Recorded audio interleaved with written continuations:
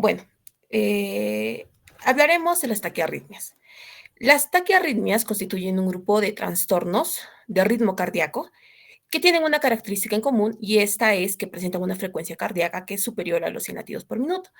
Estos se clasifican obviamente de acuerdo a la duración del complejo QRS y también a la regularidad de los intervalos entre los complejos, ¿no? Entonces encontramos en la clasificación las taquiarritmias que tienen un complejo QRS estrecho y los que tienen un complejo QRS ancho. Siguiente, por favor. Entonces empezaremos hablando de las taquiarritmias que tienen un complejo QRS estrecho. Eh, Estas tienen, como dije, ¿no?, anteriormente, que tienen la característica en común que tienen una frecuencia cardíaca superior a los 100 latidos por minuto, pero tienen un QRS estrecho menor a 0,12 segundos. Son taquiarritmias que están originadas por encima de la bifurcación de las de His y generalmente son de origen supraventricular. En esta clasificación tenemos a las regulares y a las irregulares. Ahora, las regulares son aquellas que tienen un intervalo RR constante y aquí encontramos tres muy importantes. La primera, que son las taquicardias auriculares y estas que están localizadas casi exclusivamente o exclusivamente en las aurículas. En esta clasificación tenemos las focales y la de flúter auricular.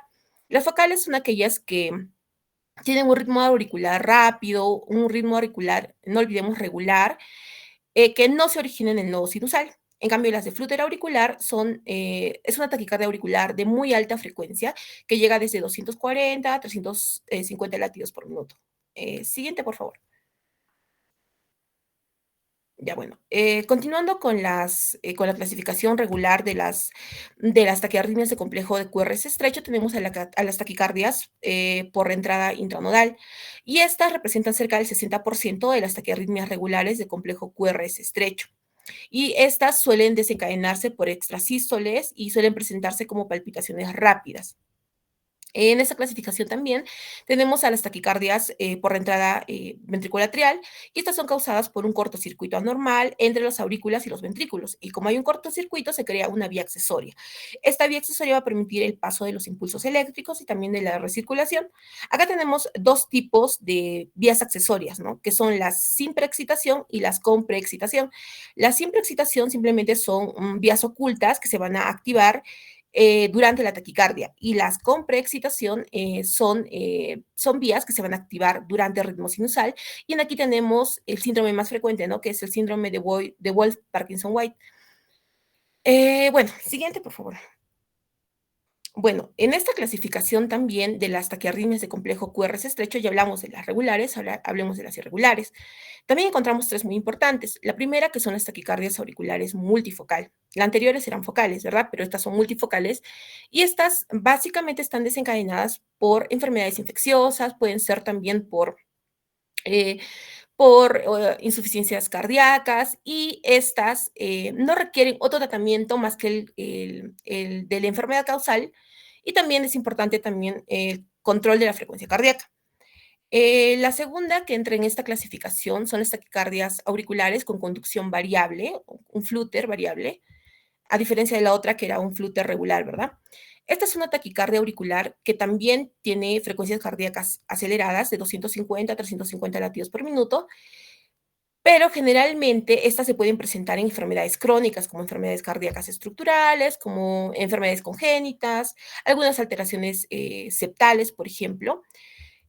También se puede presentar en aquellos pacientes que no tienen cardiopatías, siempre en cuando hayan consumido antiarrítmicos, ¿no? Y tenemos la tercera, que son la fibrilación auricular. Esta es muy importante ya, y es por eso que va a ser tratada con mayor detalle más adelante. Siguiente, por favor. Y bueno, y tenemos las taquiarritmias de complejo QRS ancho. Y como dije hace un momento, todas tenían algo en común, que tenían la frecuencia cardíaca mayor a 100 latidos por minuto. Como este es un QRS ancho, el QRS tiene que ser mayor a 0,12 segundos. Ahora, en esta vamos a encontrar también las regulares y las irregulares. Las regulares obviamente tienen un intervalo RR constante y encontramos tres muy importantes, ¿no?, que son la taquicardia ventricular, la taquicardia supraventricular y la taquicardia antidrómica. En esta clasificación de las taquiarritmias de complejo QRS ancho, lo más importante o el principal objetivo para el diagnóstico de estas es que debemos confirmar que si en realidad se trata de una taquicardia ventricular, porque es la mayoría de los casos, ¿no? ya que por regla general se dice que todo paciente que presenta una taquicardia con QRS ancho en el electrocardiograma debe ser tratado como una taquicardia ventricular, ya que la mayoría de las patologías tienen un origen en los ventrículos.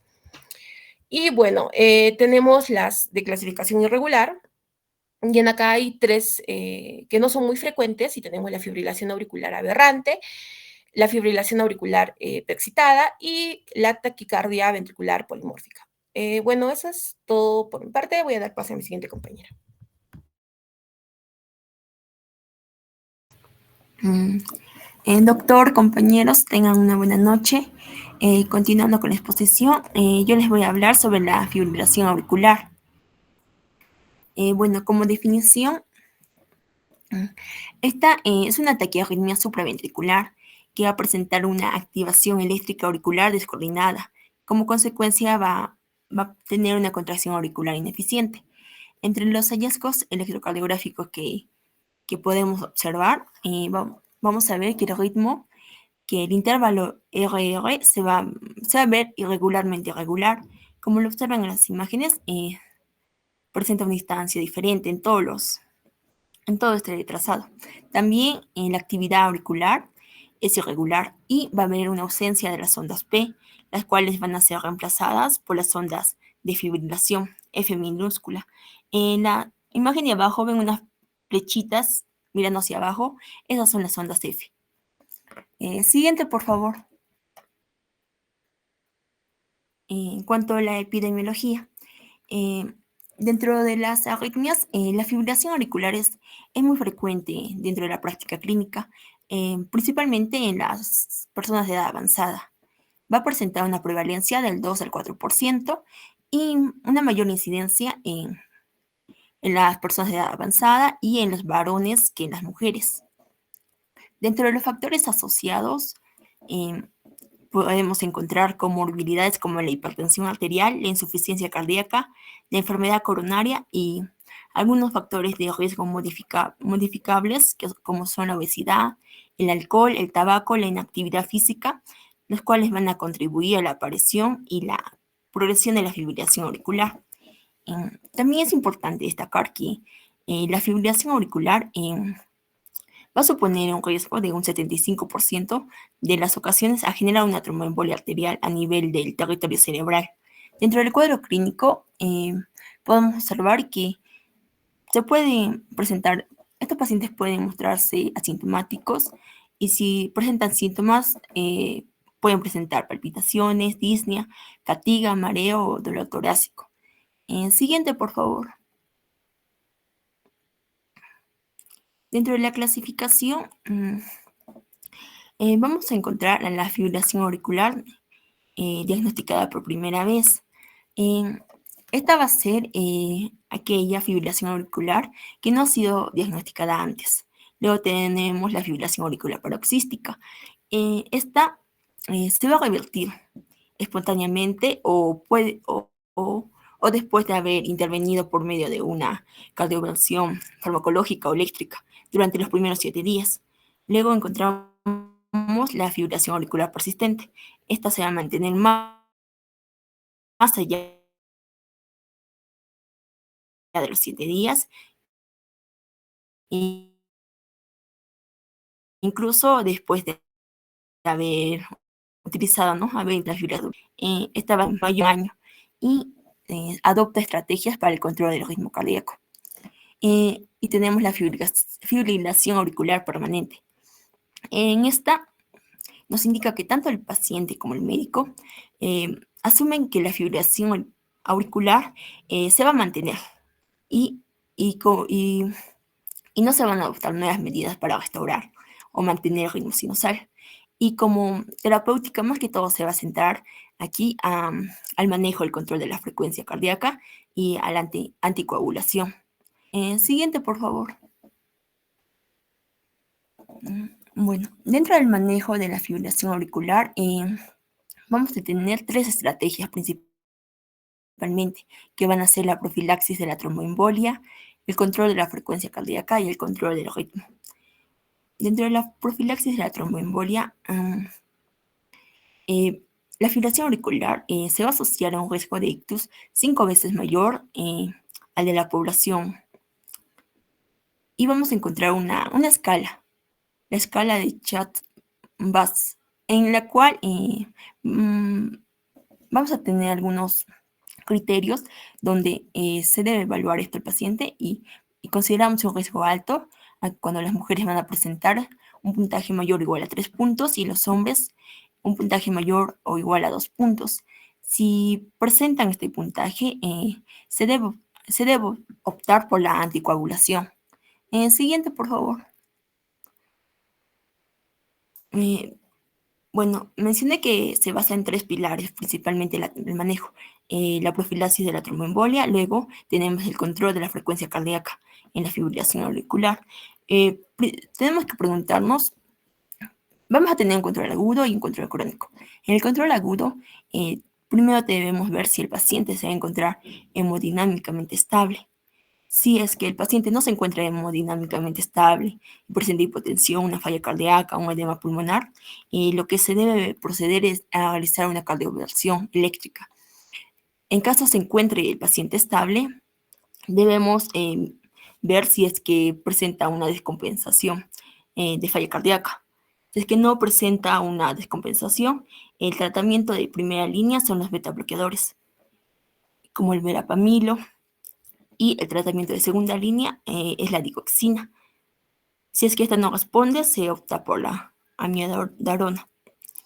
Luego, si es que el paciente se encuentra descompensado, presenta una falla cardíaca, el tratamiento de elección es la amiodarona intravenosa. Y debemos evitar los calcio antagonistas no dihidropiridínicos.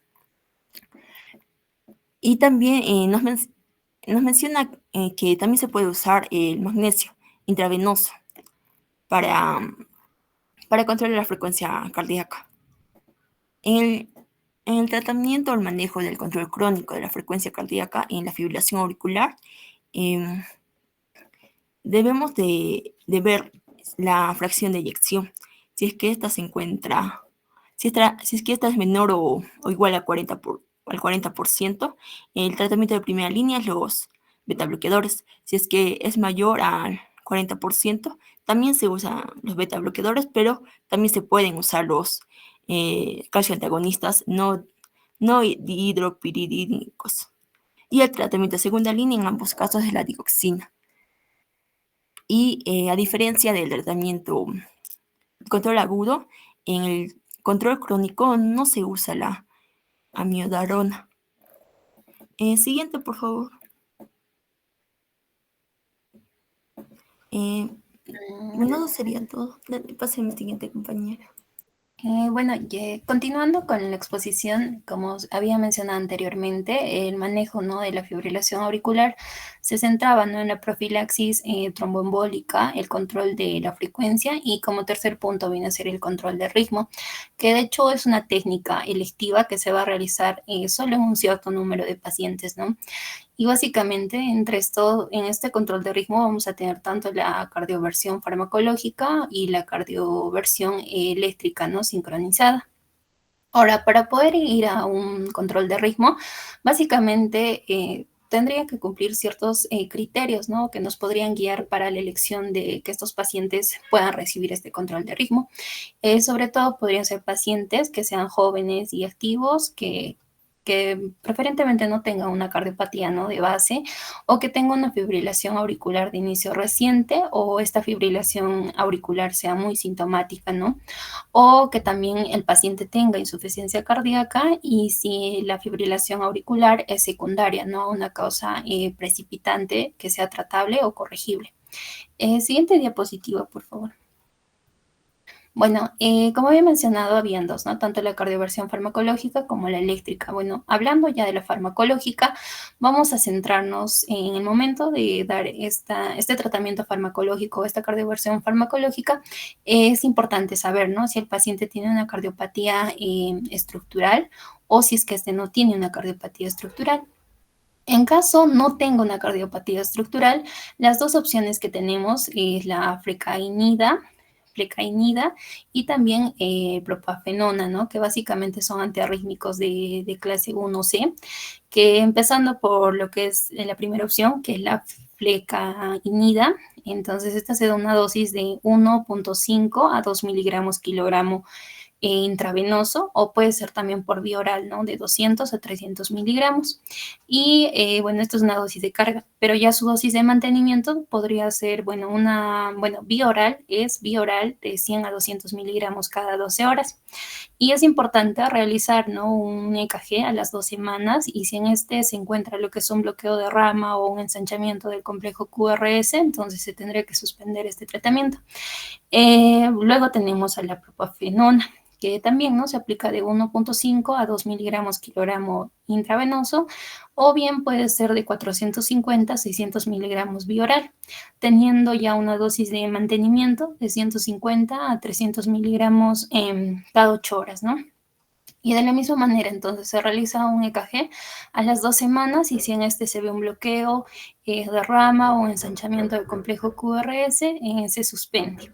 Y bueno, aquí también es importante mencionar que hay una estrategia de pill in the pocket, que básicamente hace referencia, ¿no? Es una, bueno, si lo traducimos, es una pastilla en el bolsillo, que básicamente se define, ¿no? Como esa toma de la flecainida, que básicamente va a ser de 200 a 300 miligramos bioral, esto de forma ambulatoria, ¿no? Por parte del paciente en cuanto éste comience, ¿no? A notar un nuevo episodio de una fibrilación auricular. Ahora, tenemos el otro punto, que son, bueno, la cardioversión farmacológica en casos de que el paciente tenga una cardiopatía estructural, o sea, ya sea una hipertrofia ventricular izquierda, sea moderada o severa, o si es que se tiene una cardiopatía isquémica o una valvulopatía, o ya hay una disfunción del ventrículo izquierdo. Entonces ahí tenemos dos opciones, que bueno, es la miodarona, que es un antiarrítmico, ¿no? De clase 3, que bueno, se usa de 5 a 7 miligramos kilogramo también intravenoso, y bueno, básicamente seguido, ¿no? De 50 miligramos cada hora durante 24 horas, ya teniendo una dosis de mantenimiento de 200 miligramos cada 8 horas, esto durante 10 días, ¿no? Y bueno, aquí se realiza ya un control bueno, se realiza un EKG a las 4 semanas. Y si en este EKG se observa un QT mayor a 50 milisegundos, entonces también se suspende, ¿no? Y es importante con este fármaco monitorizar tanto la función renal, tiroidea y pulmonar. Luego tenemos al Bernacalam, que básicamente se administra 3 miligramos kilogramo intravenoso, esto como estrategia, ¿no? De una cardioversión rápida. Y si no se revienta el ritmo, a los 15 minutos, pues se aplica, ¿no? Una segunda dosis, que es 2 miligramos kilogramo intravenoso, en 10 minutos, ¿no? Pero bueno, está contraindicada cuando hay una fracción de eyección ventricular izquierda menor a 35%, o bueno, una clasificación según hija de insuficiencia cardíaca grado 3 o 4, y una presión arterial sistólica menor a 100 miligramos mercurio, y cuando también tiene un QRS mayor a 140 milisegundos o un QT mayor a 440. Siguiente diapositiva, por favor. Y bueno, luego está la cardioversión eléctrica sincronizada, ¿no? Que básicamente va a ser indicada cuando el paciente ya haya una inestabilidad, tenga una inestabilidad hemodinámica, o básicamente haya fracasado la cardioversión farmacológica, ¿no? O si también el paciente tiene una fibrilación auricular preexcitada. Ahora, esta cardioversión eléctrica sincronizada, básicamente el paciente tiene que estar monitorizado, ¿no? Y bueno, es importante hacer una pseudoanalgesia al paciente con midazolam y fenitoína. Y bueno, se aplica una descarga eléctrica generalmente, que puede ir de 50 a 200 joules, ¿no? Cabe mencionar que es más efectiva si se va a premedicar con amiodarona o flecainida. Y bueno, básicamente esta cardioversión eléctrica sincronizada va a estar contraindicada en casos de intoxicación por digitálicos. Bueno, eso es todo, doctor, con la exposición. Gracias.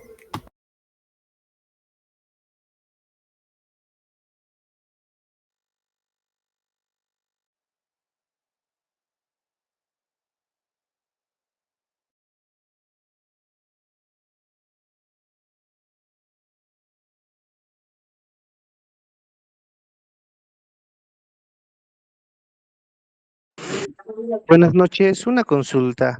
Como están hablando de taquiarritmias, ¿cuáles los valores de Joule para una resincronización dependiendo del tipo de patología de base?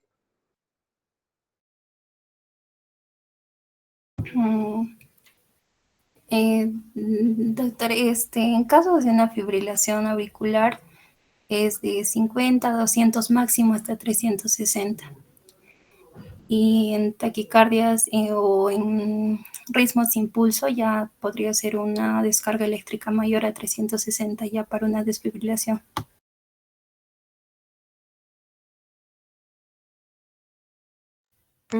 Doctor, Generalmente todas las taquiarritmias que son de complejo estrecho se puede empezar con 50 o 100 dependiendo de su patología de base.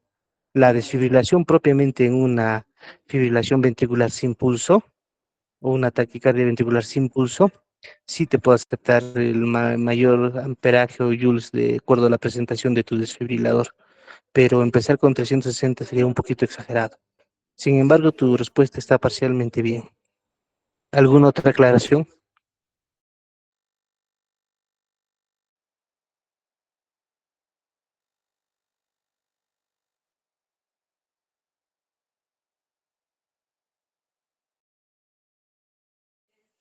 Les felicito por los esquemas realizados en la exposición. Reconozco varias de la bibliografía que han mencionado. Cuando copien las diapositivas de Villamedic o Usamedic, siempre intenten individualizarlo y colocar la bibliografía que han presentado.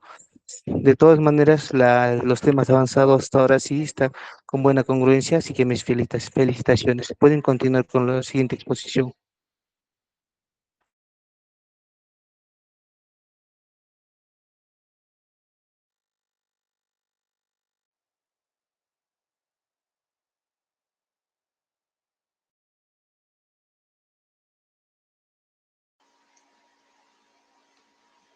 Mm, Doctor, buenas noches.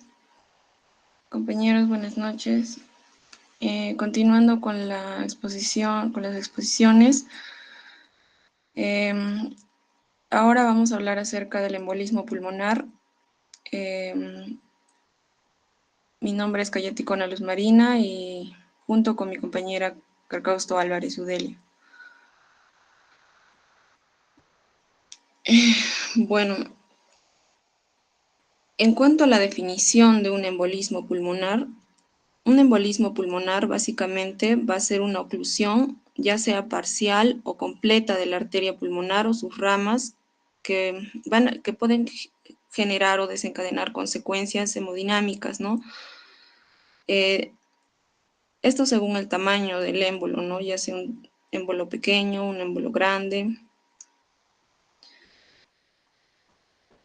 Bueno, este émbolo puede estar formado em, por trombos que se presenta con mayor frecuencia, ¿no?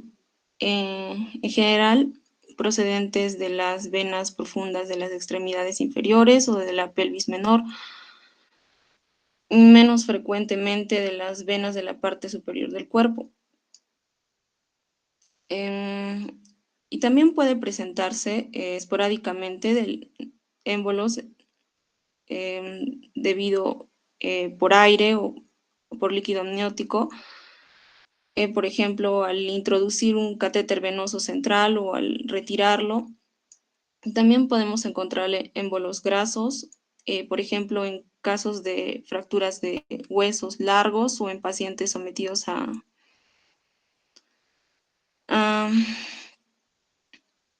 a cirugía, ¿no? Em, También tenemos lo que son masas neoplásicas, por ejemplo, en caso de un cáncer de riñón o de estómago. También la presencia de cuerpos extraños, por ejemplo, em, material en la realización de una embolización, ¿no? Bueno, rara vez se va a producir una embolización de, de otros materiales, ¿no? En la circulación pulmonar, como aire, grasa o células tumorales. Lo más frecuente es por trombos, ¿no? Em, Respecto a la epidemiología, em, el embolismo pulmonar va a presentar una incidencia de 39 a 115 por 100.000 habitantes al año, en donde el embolismo pulmonar, este va a ser el tercer tipo más común de enfermedad cardiovascular, ¿no? Seguido después de la enfermedad de las arterias coronarias y del accidente cerebrovascular. La incidencia va a ser mayor en hombres que en mujeres. Y bueno, las mujeres suelen afectar con mayor frecuencia a edades más tempranas, pero esa relación se va a invertir en el caso de los ancianos, ¿no? En donde van a ser más frecuente afectados los varones.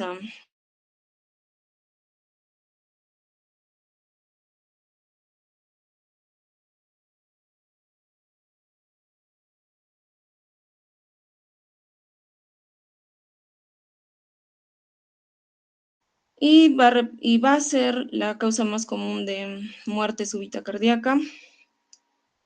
Bueno, es una enfermedad que no se diagnostica de forma precoz en muchos pacientes, ya que algunos pacientes, incluso con émbolos grandes, suelen ser asintomáticos, ¿no? O tienen síntomas leves o presentan síntomas inespecíficos.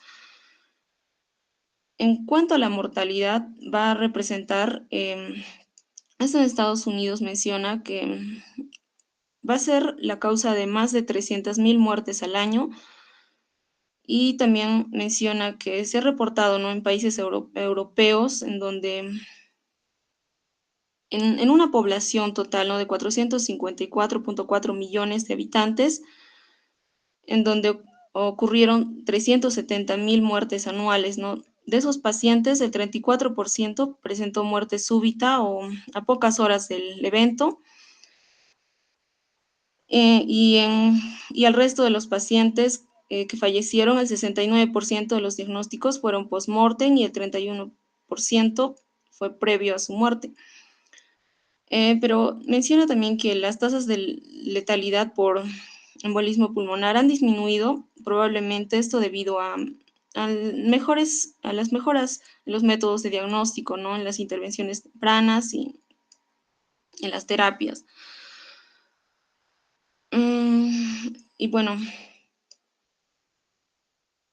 y también menciona que en un 25% de los pacientes que fueron diagnosticados con embolismo pulmonar se presentaron al servicio de emergencia con una inestabilidad hemodinámica, ¿no? Respecto a Latinoamérica, no se han encontrado datos fiables de su incidencia. Respecto a la etiología, menciona que el origen del émbolo puede ser diverso, ¿no? Puede ser presentarse ya sean venas prostáticas, uterinas, renales, también de las extremidades superiores o de las cavidades cardíacas derechas. Por ejemplo, eh, con el uso de catéteres venosos centrales, ¿no?, de larga duración y de la inserción frecuente de marcapasos permanentes y el uso de desfibriladores internos. Esto va a producir lo que es un aumento de la trombosis venosa de la extremidad superior, pero el origen del trombo va a ser en un 90-95% de los casos, va a provenir del sistema venoso profundo de miembros inferiores, en donde el 80% se va a producir a nivel proximal, principalmente en el sector iliofemoral, en las bifurcaciones específicamente. Esto debido porque va a ser una zona que va a estar en constante movimiento, ¿no?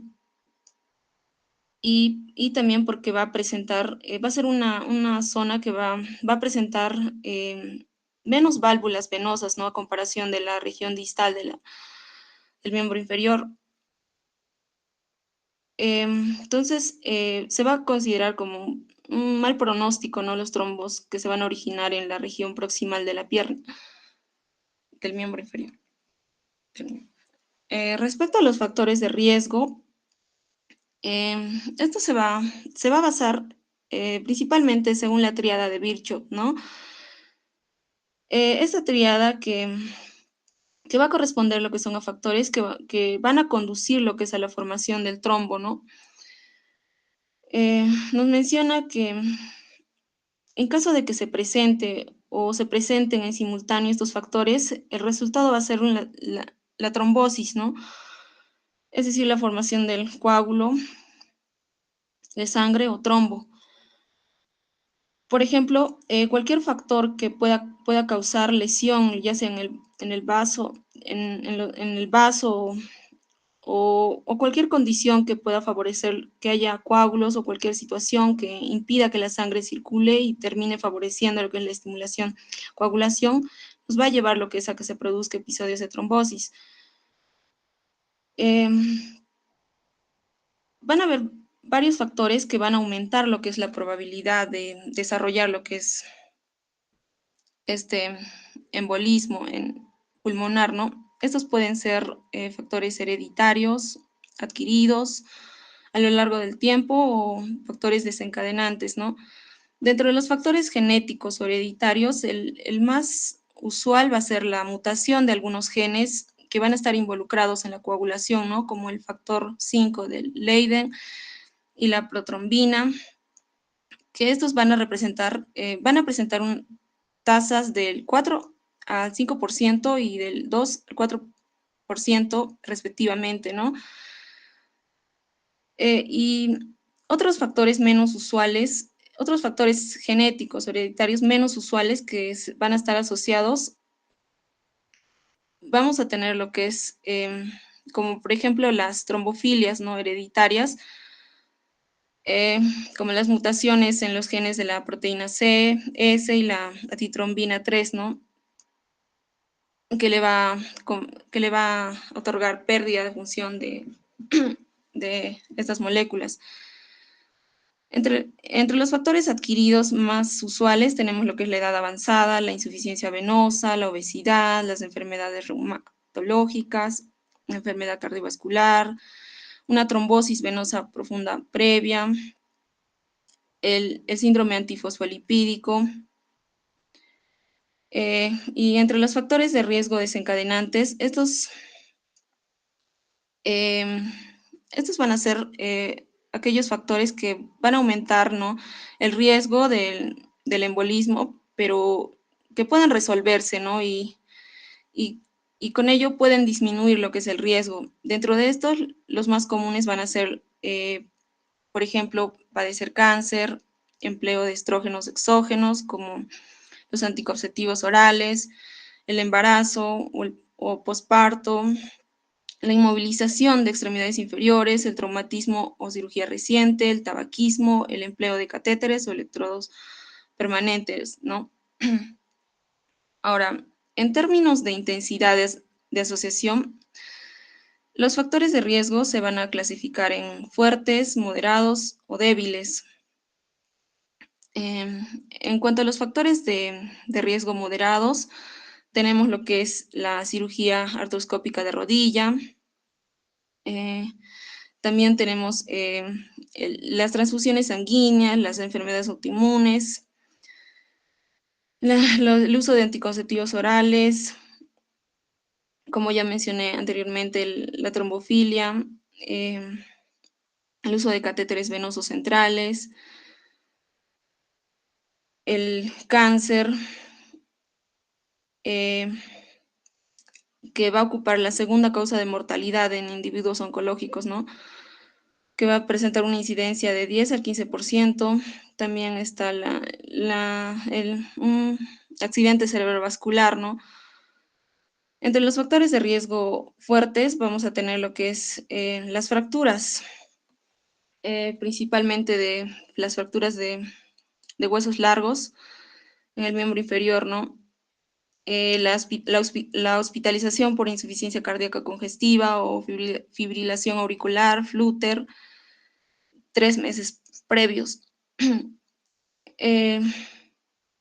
También está lo que es la cirugía de reemplazo de cadera o de rodilla, trauma mayor, infarto de miocardio, antecedentes de enfermedades tromboembólica venosa y la lesión de médula espinal. Esto principalmente en fase aguda, ¿no? Eh, También tenemos lo que son los factores de riesgo débiles, por ejemplo, en pacientes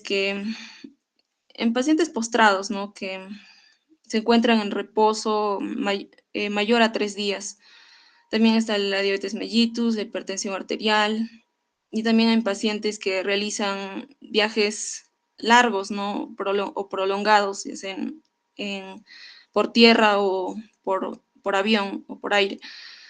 La edad avanzada, como mencioné, principalmente los varones, ¿no? A mayor edad, peor pronóstico. La cirugía laparoscópica, la obesidad, el embarazo y también la presencia de varices. Respecto a la fisiopatología, menciona que la embolia pulmonar va a ocurrir cuando estos coágulos mm, que se van a desprender, ¿no? Y van a ingresar lo que es a la circulación pulmonar. Es a través de la circulación venosa hacia a la vena cava inferior, al ventrículo a la aurícula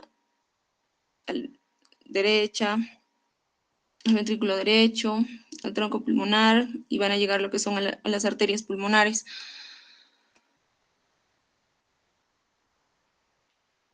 En donde nos menciona, ¿no? que el tromboembolismo pulmonar va a condicionar lo que es una obstrucción vascular, que este puede ser parcial o total, como le mencioné, ¿no?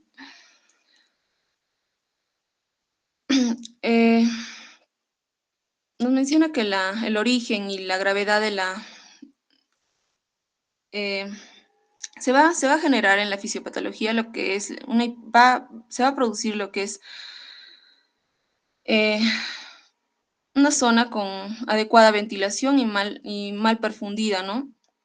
Se va a producir una obstrucción de la vía aérea pequeña y los ductos alveolares. Nos va a llevar a una hipoxemia arterial. Y bueno, el origen y la gravedad de esta hipoxemia va a ser multifactorial, ¿no? Van a participar varios mecanismos que van a explicar lo que es la presencia de esta hipoxemia arterial. Tenemos, por ejemplo, los efectos de ventilación-perfusión con una relación ventilación-perfusión incrementada en las áreas hipoperfundidas. Esto puede producir una disminución en algunas zonas sobreperfundidas o en áreas de telectasias. Se va a producir cortocircuitos pulmonares o cardíacos debido a la apertura de anastomosis arteriovenosas, pulmonares preexistentes o a un foramen oval permeable. Se va a producir una reducción en la saturación venosa mixta de oxígeno, esto secundario a la disminución del gasto cardíaco. Y, y bueno, básicamente la fisiopatología en un tromboembolismo pulmonar va a comprometer lo que es el transporte eficiente de oxígeno y del dióxido de carbono, ¿no? A nivel pulmonar. Se va a producir una disminución de la presión arterial de oxígeno arterial, aumento en el gradiente alveolo arterial de oxígeno.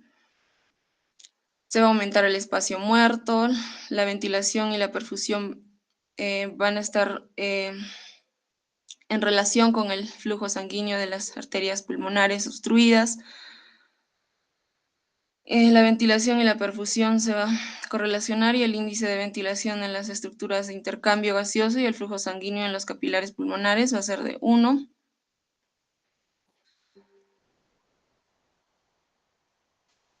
Y cuando la ventilación alveolar a los capilares pulmonares va a estar reducida en relación al flujo sanguíneo y el índice de ventilación, como mencioné, va a caer a menor a 1. Como mencioné, el espacio muerto se va a incrementar. Esto debido a las unidades pulmonares van a continuar ventiladas a pesar que la perfusión va a estar ausente, en donde el incremento de este espacio muerto va a comprometer lo que es la eliminación deficiente de CO2. En donde, pero los quimiorreceptores sensibles a cualquier incremento en la presión parcial de dióxido de carbono Van a incrementar lo que es la ventilación por minuto, por ello va a disminuir la presión arterial de dióxido de carbono a lo normal o cercano a ello, y en donde la mayoría de los pacientes se van a presentar con una presión parcial de dióxido de carbono menor a lo normal. Se va a producir una alcalosis respiratoria, esto debido al incremento de la ventilación por minuto, ¿no? Aquí podemos observar lo que es la formación del émbolo, ¿no? Todo lo que va a generar, ¿no?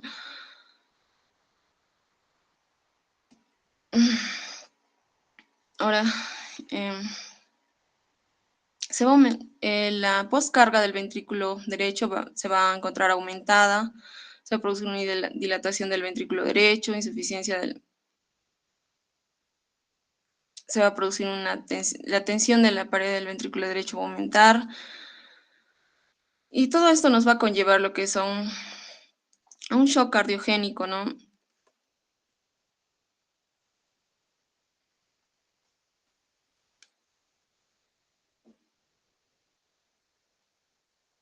Como lo mencioné, la mayoría de los pacientes van a llegar a emergencia por una alteración hemodinámica, ¿no? Ya. Va Bueno, la mayoría de pacientes con embolismo pulmonar llegan más que todo por insuficiencia respiratoria e hipertensión pulmonar, si quieres llamarle. ¿Cuál es el tratamiento? Que no veo hasta ahora en tus diapositivas el tratamiento. Mi compañera va, va a Listo. presentarlo. Un Per- momento. per-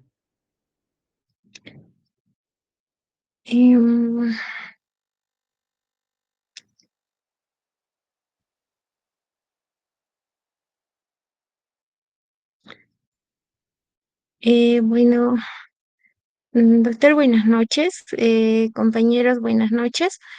Mi persona va a continuar con la parte de clínica, la clínica, el diagnóstico y el tratamiento de la embolia pulmonar. Bueno, en cuanto a la clínica de la embolia pulmonar, estas van a tener un inicio agudo, ¿no? Tanto de los signos y síntomas.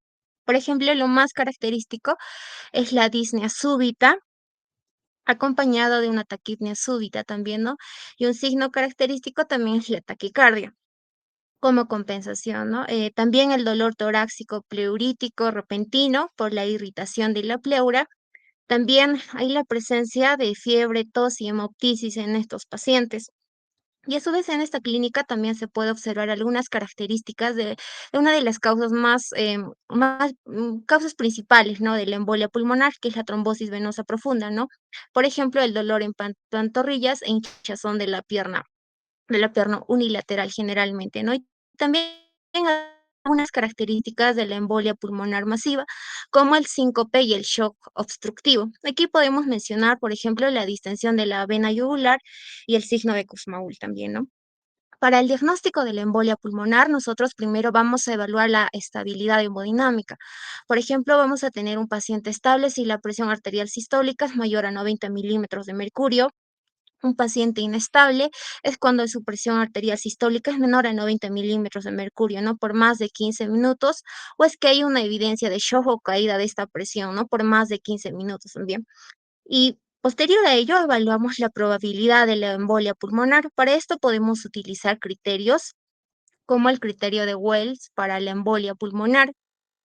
Por ejemplo, ¿no? Si nuestro paciente tiene clínica de trombosis venosa profunda, nosotros le vamos a puntuar con 3 puntos, ¿no? Si la embolia pulmonar es más probable que otros diagnósticos, también le puntuamos con 3 puntos, ¿no? Si tiene antecedentes de embolia pulmonar o trombosis venosa profunda, 1.5. Si tiene taquicardia con una frecuencia cardíaca más de 100 latidos por minuto, también, ¿no? 1.5. Si ha tenido una cirugía o inmovilización en las últimas 4 semanas, también 1.5, ¿no? Y posterior a ello, la hemoptisis y la malginidad, 1 punto. Una vez evaluados estos criterios, nosotros les vamos a puntuar.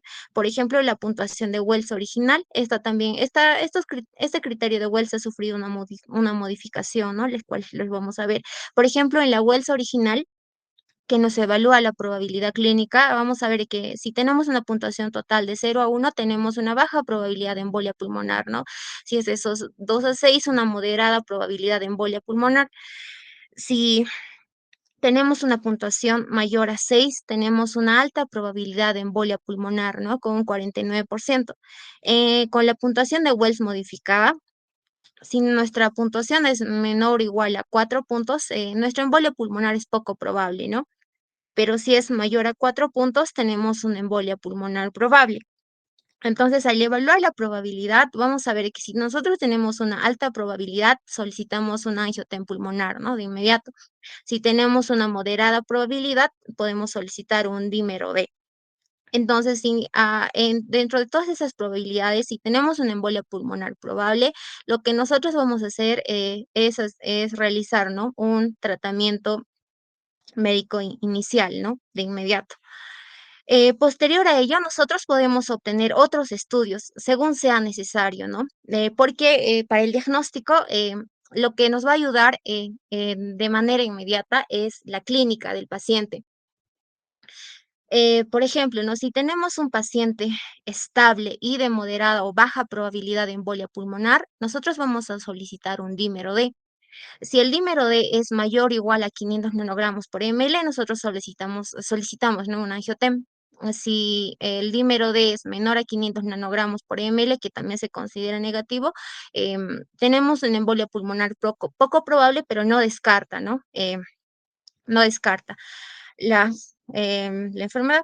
Si tenemos un paciente inestable y o con alta probabilidad de embolia pulmonar, como hemos mencionado, ¿no? Solicitamos un angiotem, el cual nos va a brindar un diagnóstico definitivo. Otras pruebas adicionales a estas puede ser la gasometría, ¿no? Para ver la hipoxemia, porque vamos a tener una saturación baja y también, ¿no? La presión de oxígeno va a estar baja, ¿no? Menor a 80, una alcalosis respiratoria, donde el pH va a estar aumentado y la presión arterial de CO2 va a estar disminuida, ¿no?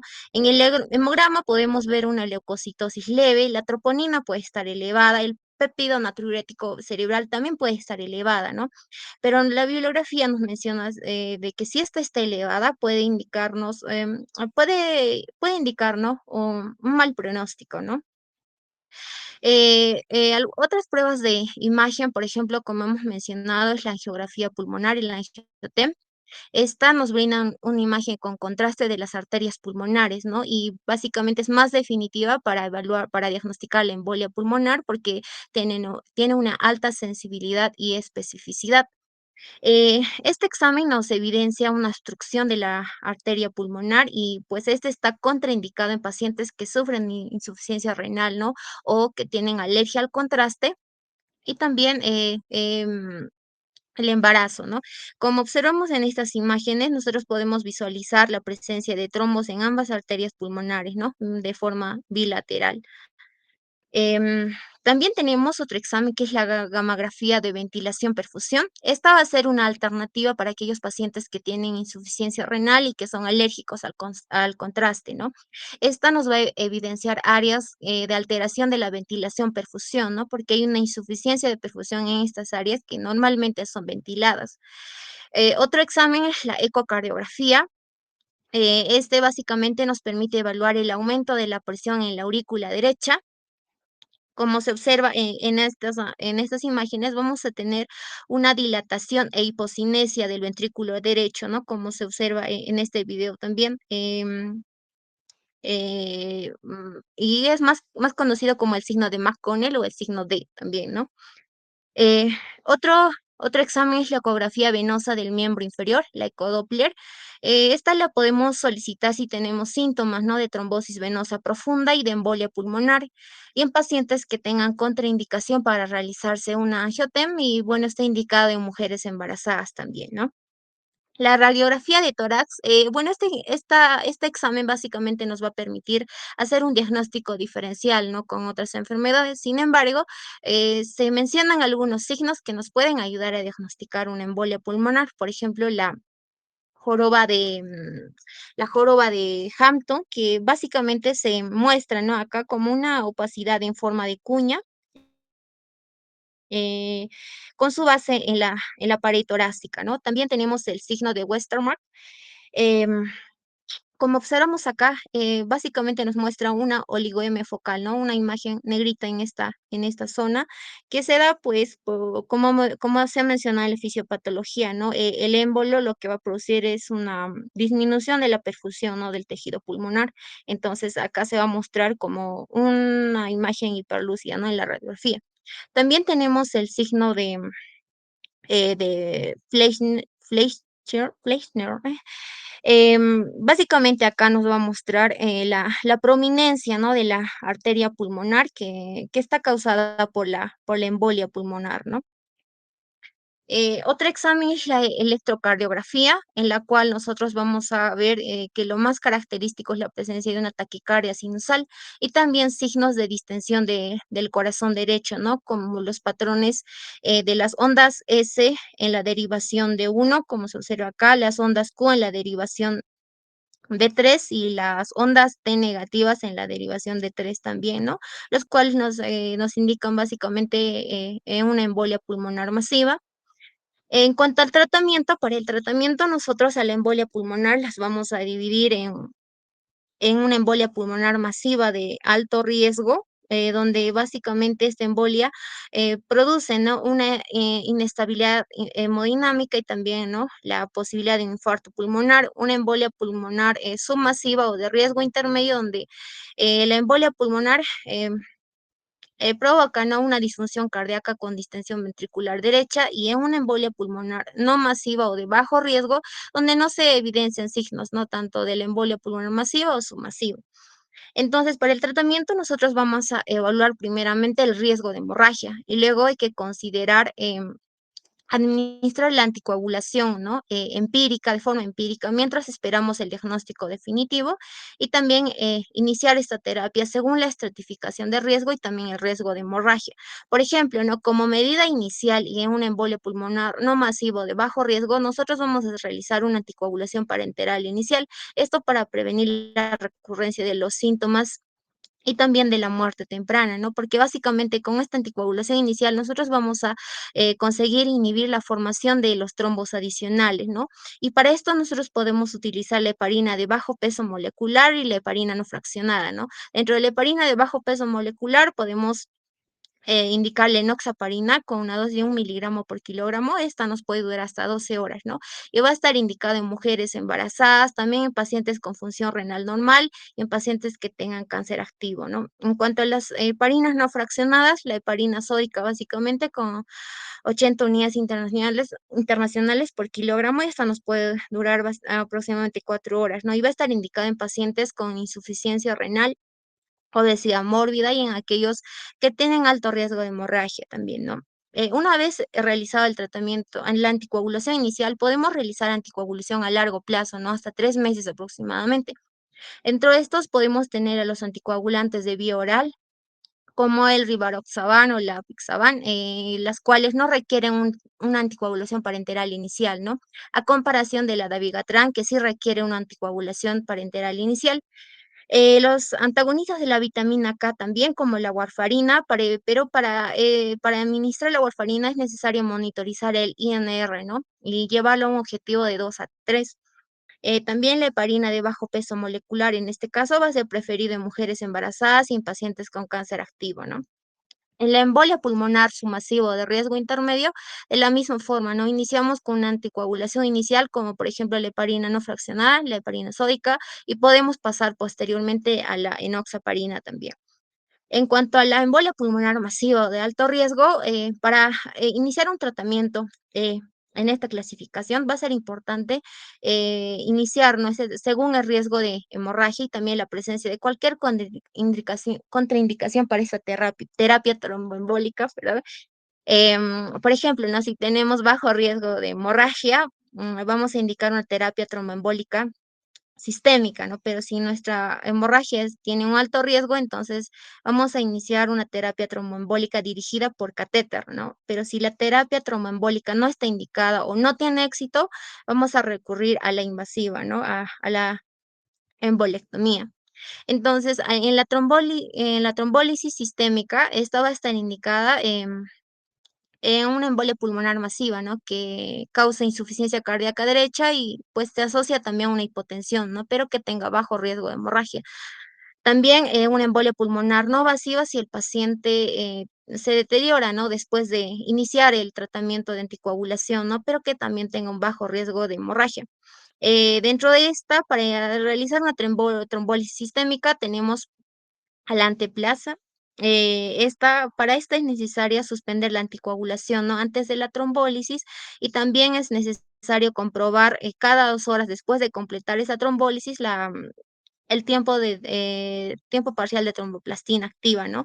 Y las podemos administrar en 15 miligramos en bolo. Es importante tener en cuenta de que para indicar la anteplaza es importante tener en cuenta las contraindicaciones de esta, ¿no? Por ejemplo, si el paciente ha tenido un ACV hemorrágico, por ejemplo, antes de los 6 meses o durante 3 meses, por ejemplo, si ha tenido alguna cirugía, etcétera, ¿no? Para no provocar las hemorragias, ¿no? Y posteriormente la muerte.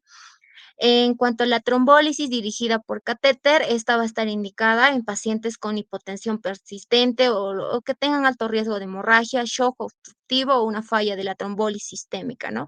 Básicamente acá va a ser importante para este procedimiento el ultrasonido. Mediante esta vamos a hacer una infusión directa de los trombolíticos a la arteria pulmonar a través de un catéter arterial pulmonar, ¿no? Como se observa en la imagen, a nosotros estas puntitas, estas flechitas azules nos indican, ¿no? De la presencia de los trombos, ya en la imagen B, cuando ya se ha realizado, ¿no? Esta infusión directa por asistencia del ultrasonido, y en la imagen C, ¿no? La diferencia con A y C es que ya, pues, posterior al tratamiento ya no evidenciamos, ¿no? Estos embolios. En cuanto a la embolectomía en la embolia pulmonar, esta básicamente es el último recurso, ¿no? Dentro del tratamiento. Y esta va a estar indicada cuando ya falla la trombólisis o esta está contraindicada. Y este puede realizarse por un procedimiento quirúrgico o puede estar basado en la tromboaspiración. Y bueno, como conclusión, por tratarse de la embolia pulmonar, ¿no? O una urgencia en los servicios de emergencia, entonces, como conclusión, nuestro manejo inicial debe ser la anticoagulación, ¿no? Pero si tenemos un cuadro severo, vamos a combinar estos anticoagulantes con la trombólisis. Bueno, eso sería todo por mi parte y por la exposición de embolia pulmonar, doctor. Muchas gracias. Buenas noches. No sé si te acordarás de las dosis del alteplase para lo que es el tratamiento de un embolismo masivo. Eh, lo habíamos leído como 15 miligramos en bolo, doctor. Ya seguido de Em, ¿Cuál es? Eh, de la... Ay, no recuerdo. Mm, generalmente es entre 10 no. a 15 miligramos en bolo, seguido de 85 o 90 miligramos para una hora.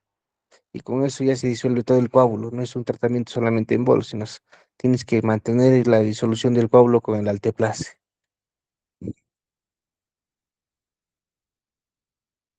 Bueno, la exposición está muy bien, felicitaciones. Hacerles un poquito de hincapié en lo que es cada diapositiva. Tiene que tener una bibliografía o referir de dónde viene. Si van a copiar de alguna academia, siempre verificar de dónde viene la información, ¿sí? Muy buena exposición. Continúen, por favor.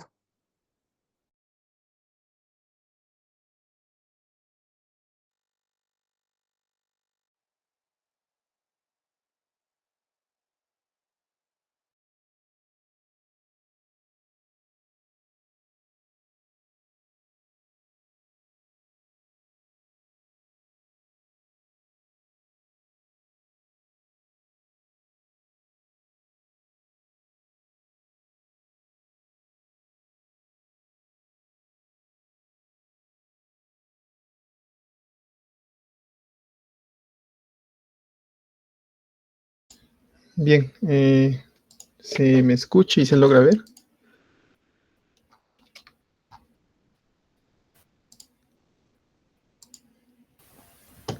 Sí, se te escucha. Ya, bien. Doctor, compañeros, tengan ustedes una muy buena noche. Y pues mi persona y mi compañero vamos a exponer lo que es el síndrome coronario agudo Y comenzamos, siempre con la definición, definiendo qué es un síndrome coronario agudo, pues no es más que la manifestación clínica de sospecha o presencia confirmada de isquemia miocárdica aguda. Quiere decir que aunque estemos sospechando o lo hayamos confirmado, podemos hablar de un síndrome coronario agudo. Ahora, si hablamos de síndrome coronario agudo, vamos a hablar en la clasificación de 3 componentes principalmente del síndrome coronario agudo. Hablamos de un infarto de miocardio con elevación del segmento ST, un infarto de miocardio sin elevación del segmento ST y una angina inestable. De esos 3 prácticamente es que es lo que engloba el síndrome coronario agudo. Y vamos a pasar a desarrollar, bueno, y a diferenciar cada uno de ellos. Ahora, con respecto a la etiología de un síndrome coronario agudo, puede desencadenarse de diferentes maneras. La principal etiología es la aterosclerosis, y es lo que vemos, ¿no? Las placas de ateroma en el vaso y que, bueno, progresivamente va ocluyendo y va reduciendo la luz vascular, y pues si reduce la luz vascular, entonces la sangre, no hay suficiente sangre para llevar el oxígeno y los nutrientes al músculo cardíaco. Entonces estamos hablando de un problema, un cuadro de isquemia, ¿cierto? Ahora, si es que hay una obstrucción completa, después de la isquemia sigue el infarto, ¿no? La necrosis del tejido que debería de haber sido perfundido por la sangre, pues que ahora no está pasando. Entonces, la principal causa de la aterosclerosis también se puede desencadenar por trombosis, espasmo coronario, inflamación y trombofilia. Con respecto a la fisiopatología, vamos a ver que de los 3 que les he mencionado, prácticamente el que engloba todo, cada uno de ellos tiene pues su fisiopatología, que lo vamos a hacer de manera muy fácil y sencilla. Si hay una obstrucción incompleta, como vemos aquí, solo hablamos de 2 cosas: un infarto de miocardio sin elevación del segmento ST o una angina inestable. Puede ser cualquiera de los dos si es una oclusión parcial. Ahora, si es una oclusión completa de la luz del vaso, estamos hablando de un infarto de miocardio con elevación del segmento ST. Características del infarto de miocardio sin elevación, pues generalmente es un infarto subendocárdico. Y como decimos subendocárdico, ya nos imaginamos cómo va a salir el electro, ¿verdad? Y si hablamos de un infarto con elevación del segmento ST, pues estamos hablando de un infarto, puede ser transmural, subepicárdico, también se describe. Y una angina inestable, no hay infarto. El infarto es definido como la necrosis del músculo.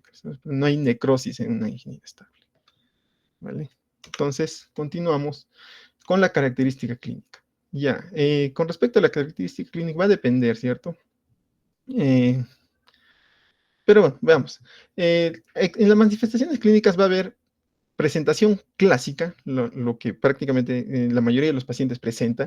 Va a haber presentaciones atípicas que no son muy frecuentes y otros hallazgos. En la presentación clásica, lo más importante que nosotros tenemos que tener en cuenta es el dolor. Y como nosotros sabemos el acrónimo de Alicia, tenemos que describir este dolor. Para describir el dolor, pues comenzamos con la A, ¿no? La aparición. ¿Cuándo es que aparece? Y generalmente, si hablamos de dolor del infarto agudo, puede aparecer en reposo, es cierto, pero generalmente es desencadenado por 2 cosas. Puede ser por esfuerzo físico o estrés emocional. Recordemos que el esfuerzo físico y el estrés emocional demandan más consumo de oxígeno por parte del músculo cardíaco. Puede ser en reposo o puede ser con el esfuerzo físico o el estrés. Con respecto a la localización, generalmente es un dolor que se va a encontrar en la zona precordial o retroesternal, un dolor generalmente esa zona puede abarcar incluso todo el tórax.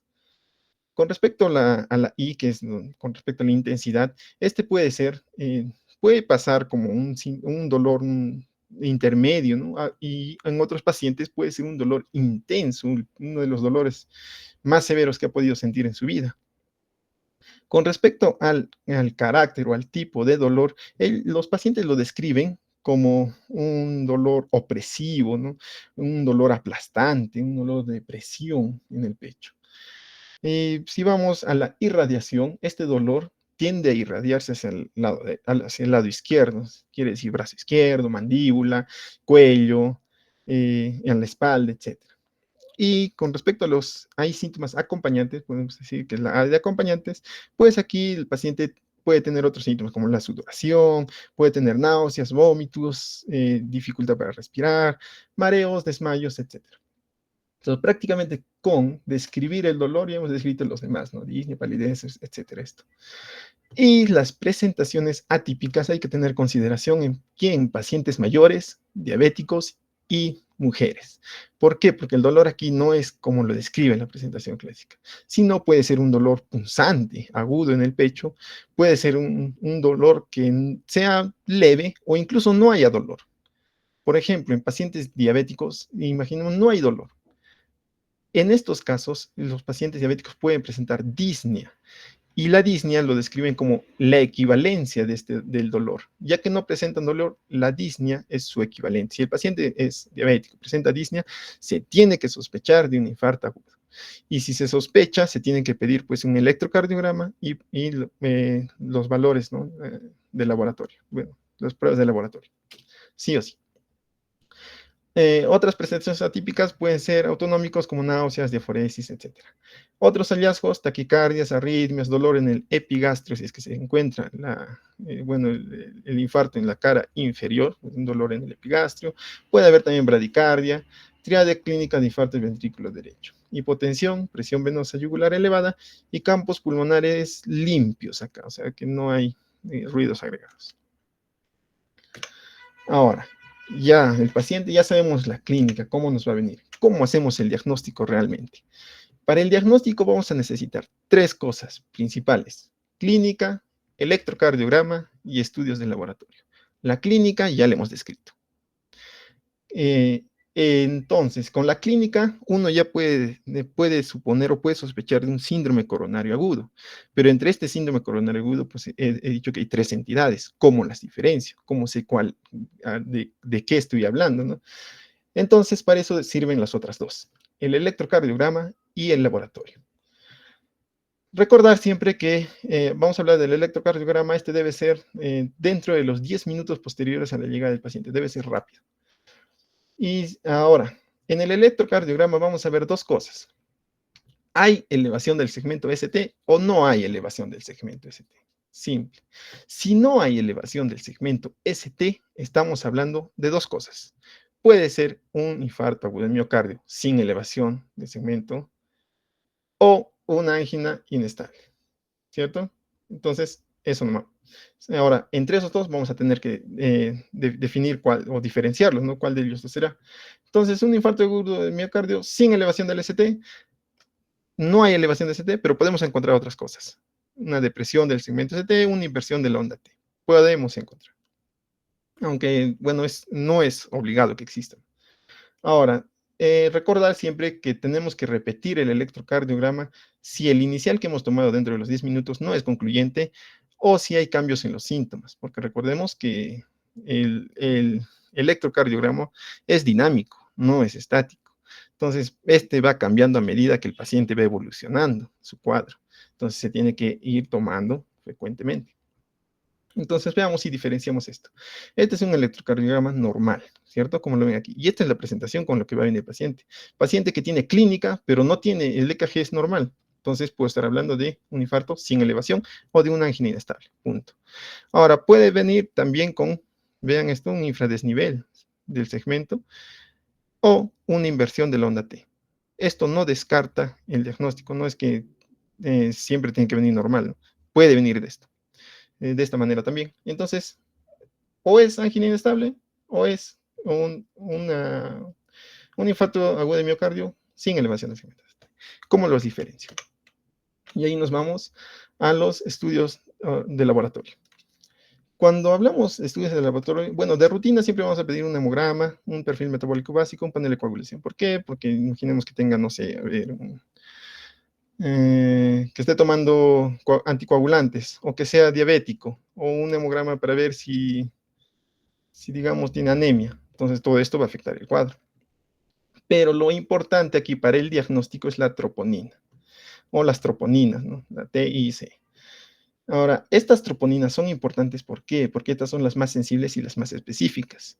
Estas troponinas se elevan a partir de las 4 horas y tienden a desaparecer a los 14 días, más o menos, de 10 a 14, dice otras bibliografías.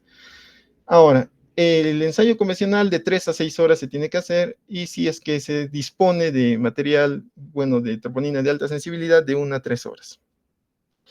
Recordemos que en la angina inestable no hay elevación de troponina. Y en el infarto agudo de miocardio sin elevación del segmento, sí hay elevación de troponinas. Entonces, con esto lo diferencio. Antes no sabía si era uno o era el otro. Con esto ya sé de cuál es. Si hay elevación, entonces estamos hablando de un infarto agudo de miocardio sin elevación de este. Pero si no hay elevación, estamos hablando de una angina inestable. Ese es el principal. Pero hay otras también, prácticamente se puede utilizar otros marcadores, ¿no? Por ejemplo, la mioglobina, que si bien es cierto, esta es la primera que se eleva, no se utiliza en el campo clínico. La creatina infosfoquinasa o CPK, gracias a su vida media, que es muy corta, se podría utilizar para ver si es que existe una reaparición de un cuadro, ¿no? De que se esté reinfartando nuevamente. La TGO para ver si es que hay algún problema hepático o si es que hay hemólisis. La LDH también, que se eleva en estos cuadros, pero la principal, como les había dicho, es las troponinas, la T y C. Entonces, con esto prácticamente ya tendría el diagnóstico, ¿no? Pero vamos a ver, por ejemplo, ya, si no hay elevación del ST, puede ser dos cosas, ya les dije. Pero si hay elevación del ST, entonces estaríamos hablando de un infarto agudo de miocardio con elevación de ST, ¿no? Entonces, prácticamente ya está cantado. Y en el electrocardiograma, pues vamos a ver una elevación del ST, pero tiene que tener ciertas características. Y también hay que recordar que pasa por diferentes etapas el infarto agudo de miocardio con elevación de ST. Una etapa aguda, una etapa intermedia y una etapa crónica. Y estas son cada una de sus características, ¿no? Y lo vamos a ver mejor en este cuadrito. Este es un electrocardiograma normal y este es un electrocardiograma, bueno, que ya está siguiendo un cuadro agudo. Vamos a ver, vean que acá la onda T se hace picuda y simétrica. Después se incrementa el segmento ST, vean un supradesnivel, ¿no? Vean que se encuentra arriba, ya no se encuentra en la basal. Y después, si es que estamos hablando de prácticamente de una etapa intermedia, es donde aparecen las ondas Q patológicas, una amplitud de 0.04 y aproximadamente el 25% de una onda R normal. Este es un estadio intermedio, y un estadio crónico, pues las ondas Q patológicas permanecen. La onda T en el intermedio se invierte, pero en esta puede o no volver a su posición normal, y la onda R puede o no regresar a tener su amplitud normal como antes. Entonces, este es un estadio crónico. Y con eso ya prácticamente tenemos todo el diagnóstico, y mi compañero va a continuar con el tratamiento. Esa sería mi pregunta.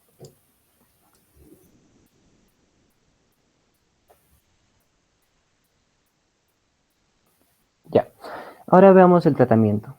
Bueno, si bien es cierto, no es lo mismo el tratamiento de un síndrome coronario agudo, donde tenemos que actuar de inmediato ya que el paciente se nos va, a diferencia de un síndrome coronario crónico, que ya habló mi compañero, ¿no? El agudo básicamente engloba a la angina inestable y el síndrome coronario agudo con elevación y silivanación del ST. Bueno, el crónico básicamente es la angina estable. Ahí los pacientes pueden tener una angina que puede llegar a pasar. En cambio, en la aguda, esta angina se va a intensificar a medida que pase el tiempo. ¿Qué tenemos que hacer en el síndrome coronario agudo? Bueno, dentro del manejo inicial ante la sospecha de un paciente, primero tenemos que mantener al paciente, se dice, en un reposo absoluto. ¿Por qué? Porque cualquier actividad puede desencadenar que empeore el dolor y que se contribuya a que se genere mayor la isquemia. ¿Y qué hacemos, no? Primero tenemos que empezar administrándole un doble agregante plaquetario, que vendría a ser en este caso 3 comprimidos de aspirina, que equivalen a 300 miligramos de ácido acetilsalicílico, que vendría a ser la aspirina, y 4 comprimidos de copidrogel. que vale a 450 miligramos. Básicamente, estos son los dos antiagregantes plaquetarios que deberíamos utilizarlos siempre, dice la literatura. Y a esto le podemos añadir un protector gástrico. Básicamente esto para disminuir el riesgo de hemorragias gastrointestinales. Después, solo si es necesario, también se le debe administrar para manejar el dolor. Podemos utilizar los nitratos como la nitroglicerina, que tiene una acción rápida, pero se aplica vía sublingual. Pero tiene algunas contraindicaciones. Por ejemplo, no lo puedes utilizar si el paciente ha ingerido o ha tomado un sildenafilo, ¿no? También podemos utilizar lo que es la morfina, ¿no? La morfina, que se dice que por vía intravenosa tiene que darse 5 a 10 miligramos cada 5 minutos. Y el oxígeno si solamente hay dificultad respiratoria. Básicamente esto se le da a aquellos pacientes que están cursando, por ejemplo, ya con una complicación que vendría a ser la insuficiencia cardíaca congestiva o una saturación menor a 95 o 94, se dice. Eso varía, ¿no?, con la altura. Bueno, 4 cosas importantes dentro del síndrome coronario agudo, básicamente tenemos que monitorizar al paciente, en este caso ver los signos vitales, ver cómo está cambiando, ¿no?, el EKG. Además, se recomienda que siempre debe estar cerca de un desfibrilador, como que el paciente puede generar arritmias, ¿no? Entonces, siempre es bueno prevenir eso. También le colocamos el oxígeno si lo requiere, como dijimos, y tenemos que hacerle una vía. Para canalizar la vía, generalmente se dice que debemos elegir el lado izquierdo, ya que el cateterismo suele realizarse por el brazo derecho. Y, como dijo mi compañero, le pedimos los exámenes complementarios, ¿no?, ya sea enzima, perfil de coagulación, PCR y entre otros. Siguiente, por favor.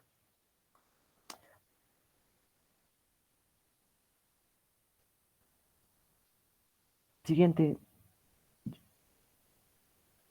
Ya. Ahora pasando al tratamiento del síndrome coronario agudo, pero con elevación del ST, que vendría a ser el caso más crítico, donde básicamente ya, como dijo mi compañero, existe una oclusión total de la arteria, donde tenemos que actuar ya de inmediato, ¿no?, con el objetivo básicamente de abrir la arteria lo más pronto posible, para limitar lo que es la muerte celular, ya que el tejido isquémico tiende a ocupar más territorio, ¿no? O sea, el territorio a nivel cardíaco tiende a aumentar. Y la disfunción ventricular en este caso y el desarrollo de las arritmias malignas tienden a crecer también o a incrementarse. Entonces, al tratamiento básicamente de esta arteria ocluida, básicamente es reperfundir, ¿no?, la arteria. ¿Qué hacemos? Primero tenemos que hacer lo que nos recomienda es la angioplastía coronaria, pero esta es de manera transpercutánea. Se hace una dilatación básicamente con un balón de implantación stent. Dice que se entra y básicamente abre, ¿no? Es abrir la arteria básicamente. Esto se tiene que hacer en un tiempo menor de 90 minutos desde que entró el paciente al servicio hasta que le hagan el procedimiento. Y siempre se dice que al poner o al hacer este procedimiento se le tiene que poner un anticoagulante. En este caso, cuando se le hace esta angioplastía, tenemos que utilizar la heparina no fraccionada, se dice. Pero si tenemos, o sea, si tenemos al paciente ahí y no tenemos la angioplastía, no tenemos para realizar el procedimiento y está en otra ciudad, como por ejemplo Lima, acá en Juliaca está ahí, y la angioplastía solo la pueden hacer en Lima. Entonces, ¿qué tenemos que hacer? Tenemos que seguir el plan B, que vendría a ser la fibrinólisis. Y esto lo vamos a hacer con 3 medicamentos, básicamente. De ellas destaca la alteplasa. Y esta la vamos a asociar con otro anticoagulante. En este caso no vamos a utilizar la heparina, sino la enoxiparina. Después de hacer la fibrinólisis, bueno, ahí no queda, ¿no? Sino que tenemos que derivar al paciente para que le hagan la angioplastía. O sea, siempre tiene que terminar en la angioplastía.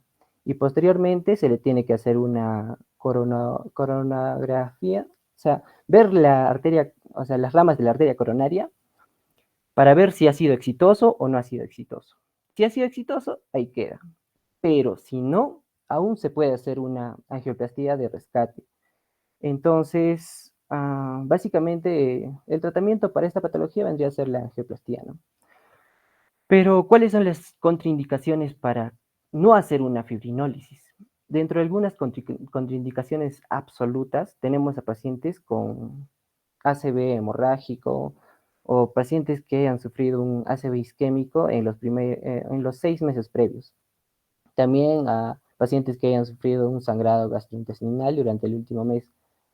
Y algunas contraindicaciones relativas como el embarazo o la úlcera péptica, entre otros. Siguiente. Ya. Ahora el tratamiento de la angina inestable o el síndrome coronario sin elevación del ST. Básicamente se dice que en estos es donde uno duda más, ¿no? O sea, hay una duda diagnóstica donde no saben qué va a pasar, ¿no? Ante la duda se dice que mejor es, como dice el doctor Ríos, mejor es pecar por exceso que por defecto. Entonces, acá en la angina inestable, a diferencia del síndrome coronario sin elevación del ST, básicamente, como dijo mi compañero, solo va a tener alteraciones en el EKG, la onda T en pico, la inversión de la onda T, pero primero lo que tenemos que hacer en este caso es una estratificación del riesgo de mortalidad mediante dos scores, de Grace y TIM. En los de alto riesgo, básicamente, tenemos que manejar como al inicio lo habíamos hecho, ¿no? Mantenemos la agregación o la antiagregación plaquetaria, en este caso con aspirina y clopidogrel. También la anticoagulación la podemos hacer o sea, si queremos hacer la angioplastía, con heparina. Y si no podemos todavía, tenemos que hacer con la enoxiparina. Eso es de acuerdo a la situación. También se puede administrar betabloqueantes, antagonistas o IECAS, porque se dice que estos, de alguna manera, van a facilitar la remodelación cardíaca. Entonces, también se utiliza esto. Las estatinas también debemos utilizarlas, pero dice que a dosis muy altas, ¿no? Por ejemplo, podemos utilizar la torvastatina en este caso. Algo importante que no debemos dar es los fibrinolíticos, porque en el caso de que demos, o sea, se puede morir el paciente, ¿no? En los de bajo intermedio riesgo los mantenemos básicamente en observación. Como dijo mi compañero, le hacemos un EKG seriado. Esto cada 30 minutos, cada 15 minutos, y se toma biomarcadores cada 6 horas. Y si progresa, ya básicamente pasa a un alto riesgo y después ya tenemos que llegar, obviamente, a lo que es la angioplastía. Y si no, pedimos más exámenes. En esos exámenes, por ejemplo, vamos a encontrar ecocardiografía por ecoestrés o la gamografía coronaria.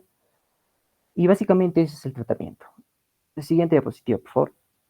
Y finalmente el tratamiento del síndrome coronario crónico, en este caso hablamos de angina estable, donde el EKG probablemente es normal, ¿no? Cuando el paciente no hace un esfuerzo, ya que el corazón se ha adecuado a esta patología. Pero si el paciente hace el esfuerzo, aparecen las alteraciones. Y esto lo vemos mediante las valoraciones pretest, que vendría a ser mediante el ecoestrés, y lo que generalmente se utiliza es la ergometría, ¿no? Que lo vemos todavía cuando rotamos por cardiología. Básicamente también acá tenemos que hacer una estratificación. Si vemos que el paciente tiene por ejemplo, dentro de la evaluación ya tiene una insuficiencia cardíaca, también debemos hacer, ¿no?, la reperfundición en este caso de la arteria. Pero esto ya es como que los cardiólogos, ¿no? Básicamente es trabajo de los cardiólogos. Y al final de todo, lo que tiene que pasar al final, si llegamos a descubrir alguna patología en este paciente, tiene que llegar a la angioplastía, como dijimos. O sea, básicamente el tratamiento gold estándar, se podría decir, para esta patología es la angioplastía. Pero, ¿qué fármacos también se puede dar en una angina estable en este caso? Bueno, para calmar el dolor, los nitratos, ¿no? Como nos dijo el doctor Mercado, la nitroglicerina. También podemos dar la aspirina, que es 100 miligramos al día. También beta bloqueantes, IECAS, y también las estatinas.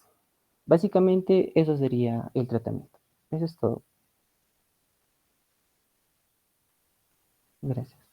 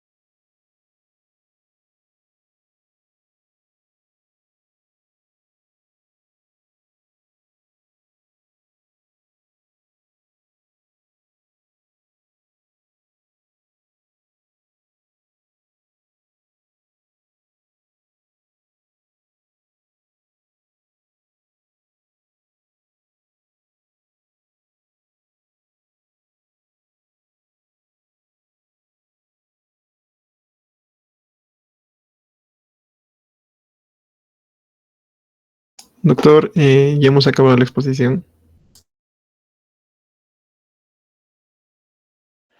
Justo estoy compartiendo una diapositiva, una fotito de una... Acá está.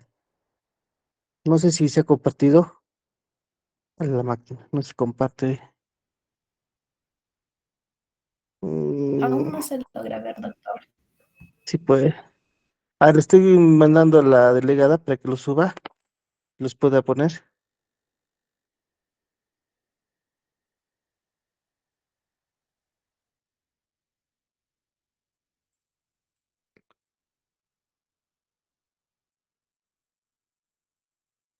Ya le he enviado a la delegada, a ver si lo comparte con las diapositivas para que podamos ver y los expositores, que sí ha sido muy buena exposición, me puedan decir qué ven acá y qué observaciones en la indicación podrían cambiar. La primera,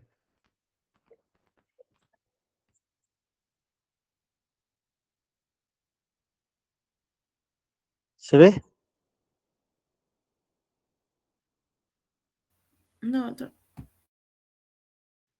No, ya le envié el expo a la delegada, las imágenes, para que pueda compartir con ustedes. Así, doctor, lo voy a compartir por el WhatsApp. Ya, si lo pones en el Google Meet, pues, para poder explicarles.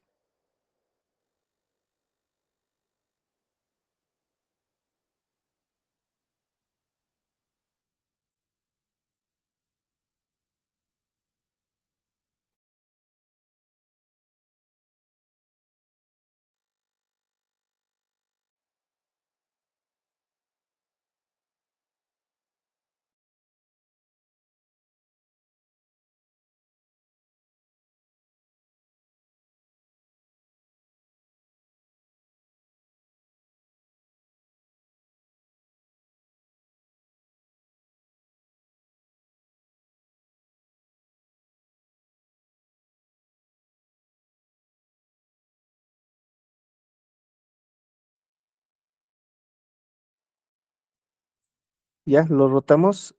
Para la pregunta para el grupo que ha expuesto, ¿qué ven en ese electrocardiograma? Lo han sacado en los primeros minutos. Ahí están todas las derivaciones. ¿Qué síndrome coronario sería? ¿Por qué no lo rotas? Más fácil lo hacer. Elevación del ST.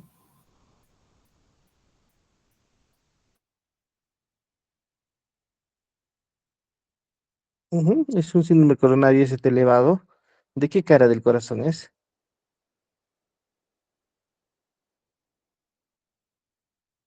Inferior, doctor. Cara inferior, sí. Doctor, ¿lo puedo Qué copiar? diferencia? Doctor, Sí, sí, disculpe, con todo ¿lo, gusto. lo puedo copiar en una PPT para que se vea mejor? ¿Sí? Claro, con todo gusto. Ok. Ya está. De la cara inferior. Me has dado un tratamiento que es estandarizado, que hablas de antiagregantes, anticoagulantes y demás. En este paciente, ¿qué debes evitar de ese tratamiento que me has mencionado? Los fibrinolíticos. Fíjense, cuando lo suban ahí lo miran, me dicen de qué cara es, qué corazón es derecho, izquierdo, qué podemos tener miedo de utilizar, qué no se debe utilizar.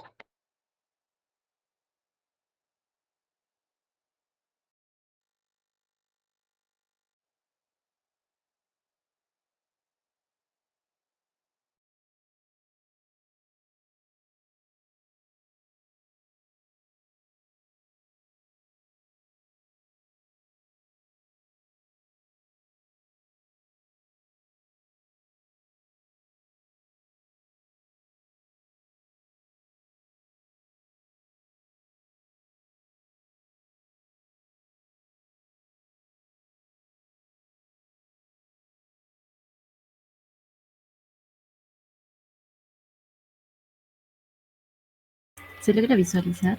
¿Sí? Sí, sí, Lucía.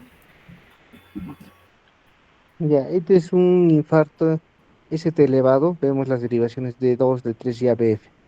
Como su compañero ha dicho, es una cara inferior. ¿Qué debías evitar en este paciente de todo el tratamiento que me has dado?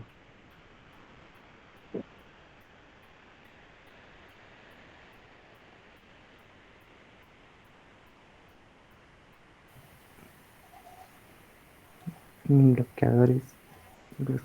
Beta bloqueantes, es un infarto de corazón derecho, o sea que tiene una coronaria derecha comprometida. Si tú le das en este paciente beta bloqueantes, se puede bloquear totalmente. ¿Por qué? Porque el nódulo sinusal puede estar comprometido. ¿Ves cómo hay una elevación? Bueno, hay un infradesnivel en el B1, B2, B3, entonces hay un supradesnivel en D2, D3 y ABF, pero sobre todo en D2 me indica que sí puede estar comprometida la arteria que nutre el nódulo sinusal. En este paciente, totalmente contraindicado beta bloqueantes. Felicitaciones, esa es la idea de que ustedes aprendan, que puedan ver qué es lo que tiene su paciente y qué deben utilizar y qué no deben utilizar. ¿Hay algún otro grupo más para exponer? Sí, doctor. Falta un grupo más. ¿Quién dice? Ya. ¿Se me logra escuchar? Sí. Bueno, doctor, muy buenas Sí, noches. Lucía. El tema de que nos toca a mi grupo es insuficiencia cardíaca aguda, ¿no? Como tabla de contenido vamos a hablar de la definición, clasificación, manifestación clínica, los fenotipos clínicos, el diagnóstico y el manejo. Como definición de la insuficiencia cardíaca tenemos que este es un síndrome clínico caracterizado principalmente por la presencia de síntomas típicos, ¿no? Entre ellos puede ser una presencia de disnea, una inflamación de tobillos o una fatiga, y que esto se puede acompañar, ¿no? A ciertas anomalías tanto estructurales como funcionales, como podemos tener una disfunción tanto miocárdica, diastólica, sistólica, o puede presentarse ambas, también como una anomalía valvular, una pericarditis endocárdica y del ritmo, ¿no? Y conducción. Entonces, tenemos que tener que como concepto que la insuficiencia cardíaca se va a definir, ¿no? Como una aparición rápida o gradual al signo, ¿no? O los síntomas de la insuficiencia cardíaca. Entonces, esto se va a ver bastante grave para estos pacientes, ¿no? Que van a necesitar una medicina urgente, ¿no? Que va a llegar tanto al ingreso hospitalario no planificado o a la atención del servicio de urgencias. Entonces, vamos a ver que estos pacientes con insuficiencia cardíaca aguda van a requerir, ¿no? De una evaluación urgente, un inicio a la intensificación del tratamiento y esto va a incluir, ¿no? Tanto fármacos intravenosos y procedimientos, ¿no? Pero para eso tenemos que, hay una clasificación, ¿no? De la insuficiencia cardíaca aguda. Entre ellos tenemos, una de ellas es que puede ser como la primera manifestación de la insuficiencia cardíaca de novo o con frecuentemente como la consecuencia de la descompensación, ¿no? Aguda de una insuficiencia cardíaca crónica. Entonces, nos da una clasificación, ¿no? La NIJA, ¿no? Nos menciona que la insuficiencia cardíaca se va a ver una clasificación según la fracción de eyección reducida y si esta va a ser ligeramente reducida o conservada. Entonces, si va a ser conservada, se ve de que en estos pacientes no van a tener signos que pueden estar tanto ausentes en fase temprana y también que van a recibir tratamientos óptimo, ¿no? Los que son ligeramente reducidas, estos se caracterizan que pueden presentar, ¿no?, una fracción de eyección del ventrículo izquierdo que puede ser entre 41 y 49%. Estos pacientes van a presentar síntomas y signos, y que también van a tener un mayor número de anomalías, ¿no?, con probabilidad de tanto la fracción de eyección, ¿no?, que se va a ver afectada. Entonces, pero en los pacientes que se va a ver reducida, estos ya van a presentar ya anomalías estructurales, ¿no? Y también lo que principalmente vamos a ver de que van a presentar tanto congestión o hipoperfusión, ¿no? Y que ellos van a presentar un FEBI, ¿no?, menor o igual de 40%. Entonces nos da una clasificación. ¿Cómo podemos clasificar a estos pacientes? Y esto según a las tipos de clases, ¿no?, según la NIGA. Entre ellos puede ser la de clase 1, que esta se caracteriza, ¿no?, como ven en el corazón, que es mayor sin limitaciones a la actividad física, y la actividad física ordinaria no causa problemas indebidos tanto como disnea, fatiga o palpitaciones. Y la clase 2, ¿no?, que esta es la más común y la que se va a encontrar más en estos pacientes, en los pacientes con insuficiencia cardíaca aguda. Entonces estos van a ser que es leve, con limitaciones a la actividad física y que se sienten cómodos en reposo, pero en una actividad física ordinaria que produce disnea, fatiga o palpitaciones. Y de la clase 3, ¿no?, que ya es marcada, ¿no?, su limitación a la actividad física, y van a presentar tanto una ausencia al malestar del reposo, y también que van a presentar un peso, ¿no? A cualquier actividad física que va a producir disnea, fatiga o palpitaciones. Y la clase 4, ¿no?, que esta es ya básicamente la incapacidad a llevar a cabo cualquier actividad física y sin malestar, ¿no? Entonces, para eso también nos da otra clasificación, ¿no?, clínica o de Stevenson, que esta nos clasifica, ¿no?, según el tipo de congestión o la hipoperfusión, ¿no? Y esto se ve de que, por ejemplo, tenemos a pacientes, ¿no?, el que se califica como el tipo A, que es paciente básicamente está normal, ¿no?, que es caliente y seco, y este está bien perfundido y congestionado, y es la combinación más frecuente. En cambio, la del tipo de paciente B, este es caliente y húmedo, perdón. Y bueno, ¿no?, estos van a presentar, se va a ver caracterizado en pacientes con edema agudo de pulmón. Y los que son frío y seco, que estos van a presentar una hipoperfusión sin congestión. Y los frío y caliente, ¿no?, que esto se caracteriza más presente en los pacientes que están ya con shock cardiogénico. Entonces, como fisiopatología, vemos de que en la insuficiencia cardíaca lo que vemos es que es un corazón que va a estar, ¿no?, o va a tener una disfunción miocárdica. Esto quiere decir que puede ser un daño cardíaco tanto funcional como estructural, y a esto nos lleva, ¿no?, que puede presentar, ¿no?, un gasto cardíaco disminuido, un volumen sistólico, y esto a nivel CV sistémico que va a presentar, ¿no?, una presión arterial baja y una baja perfusión coronaria, que esto nos lleva, ¿no?, a una isquemia, ¿no? Y luego vamos a ver otro en la vía inflamatoria, ¿no?, que lo que vemos es principalmente una resistencia vascular y la contractibilidad cardíaca, ¿no? Y esta respuesta inflamatoria se ve a causa, ¿no?, tanto del factor de necrosis tumoral, a la elevación del óxido nítrico y a la elevación de las interleucinas, ¿no? Y esto a lo largo nos va a provocar, ¿no?, una prolongación de la disfunción miocárdica, ¿no? Entonces vamos a tener un deterioro tanto estructural, funcional y del llenado ventricular, o a la eyección de la sangre, ¿no? Y esto a la larga también podemos ver que cuando hay una retención hídrica y un aumento de vasoconstricción, nos lleva tanto a la congestión pulmonar o espásmica, perdón. Bueno, como epidemiología vemos que esto es común, ¿no?, en pacientes que han sido hospitalados mayores de 65 años, y que nos menciona, ¿no?, la bibliografía de que el 70% con insuficiencia cardíaca crónica agudizada se presenta, también entre el 15 y 20% de insuficiencia cardíaca novo, y el 5% de insuficiencia cardíaca avanzada. También nos relata, ¿no?, de que la mortalidad se ve en pacientes que han sido hospitalizados, ¿no?, entre un 4 a 10%, y que al pasar el año después del alta sube, ¿no?, la mortalidad al 25 y 30%, y que la tasa de muerte y al reingreso también aumenta la tasa de mortalidad del 45%. Entonces vemos que la insuficiencia cardíaca novo, esta se caracteriza porque va a haber una tasa más alta de mortalidad hospitalaria, como la tasa de mortalidad y reingreso después del alta más baja. Entonces, como manifestaciones clínicas, vemos que la insuficiencia cardíaca se va a caracterizar si va a ser por congestión o por hipoperfusión. Si va a ser por congestión, los síntomas típicos van a ser que va a presentar disnea, octornea, tolerancia a la disminución del ejercicio, también que va a presentar, ¿no?, una presión venosa yugular elevada, un reflujo hepatoyugular, el sonido, ¿no?, del tercer ruido, ¿no?, que es el ruido en galope, también que se va a presentar tos, y lo que se caracteriza, ¿no?, que estos pacientes van a presentar crepitantes pulmonares, edema periférico, tanto en tobillo, sacro y escroto, y también la presencia de ascitis. Y en la parte de hipoperfusión, esto se caracteriza, ¿no?, que estos pacientes van a presentar fatiga, cansancio, confusión y extremidades frías, ¿no?, sobre todo, y también una presión de pulso estrecha. Entonces, para eso nos dice, ¿no?, de que nosotros debemos de tener una escala de riesgo de insuficiencia cardíaca que usamos, ¿no?, la escala de Ottawa. Y esto nos va principalmente para identificar qué tipo de paciente llega a urgencias y qué insuficiencia cardíaca de alto riesgo o evento adverso presenta.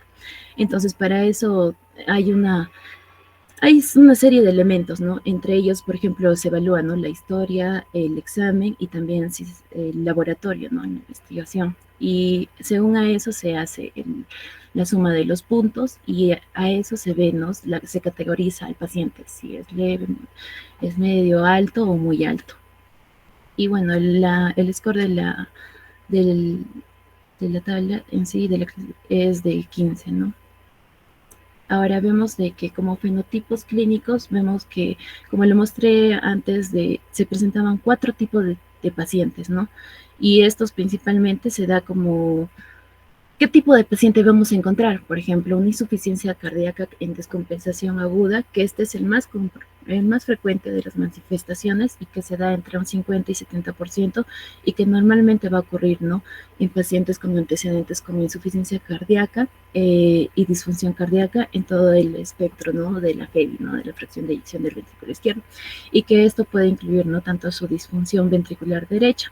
Entonces, lo que vamos a ver principalmente en estos pacientes es que, a diferencia del edema pulmonar agudo, estos tienen una forma de presentación más gradual y con mayor alteración, ¿no?, y que esto va a ser una progresión de retención de fluidos que van a causar, ¿no?, la congestión.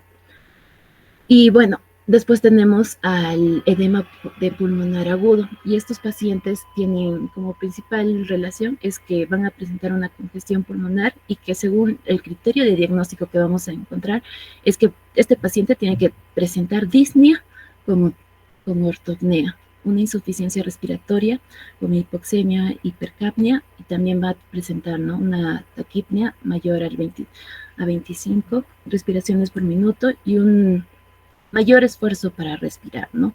Estos son los criterios.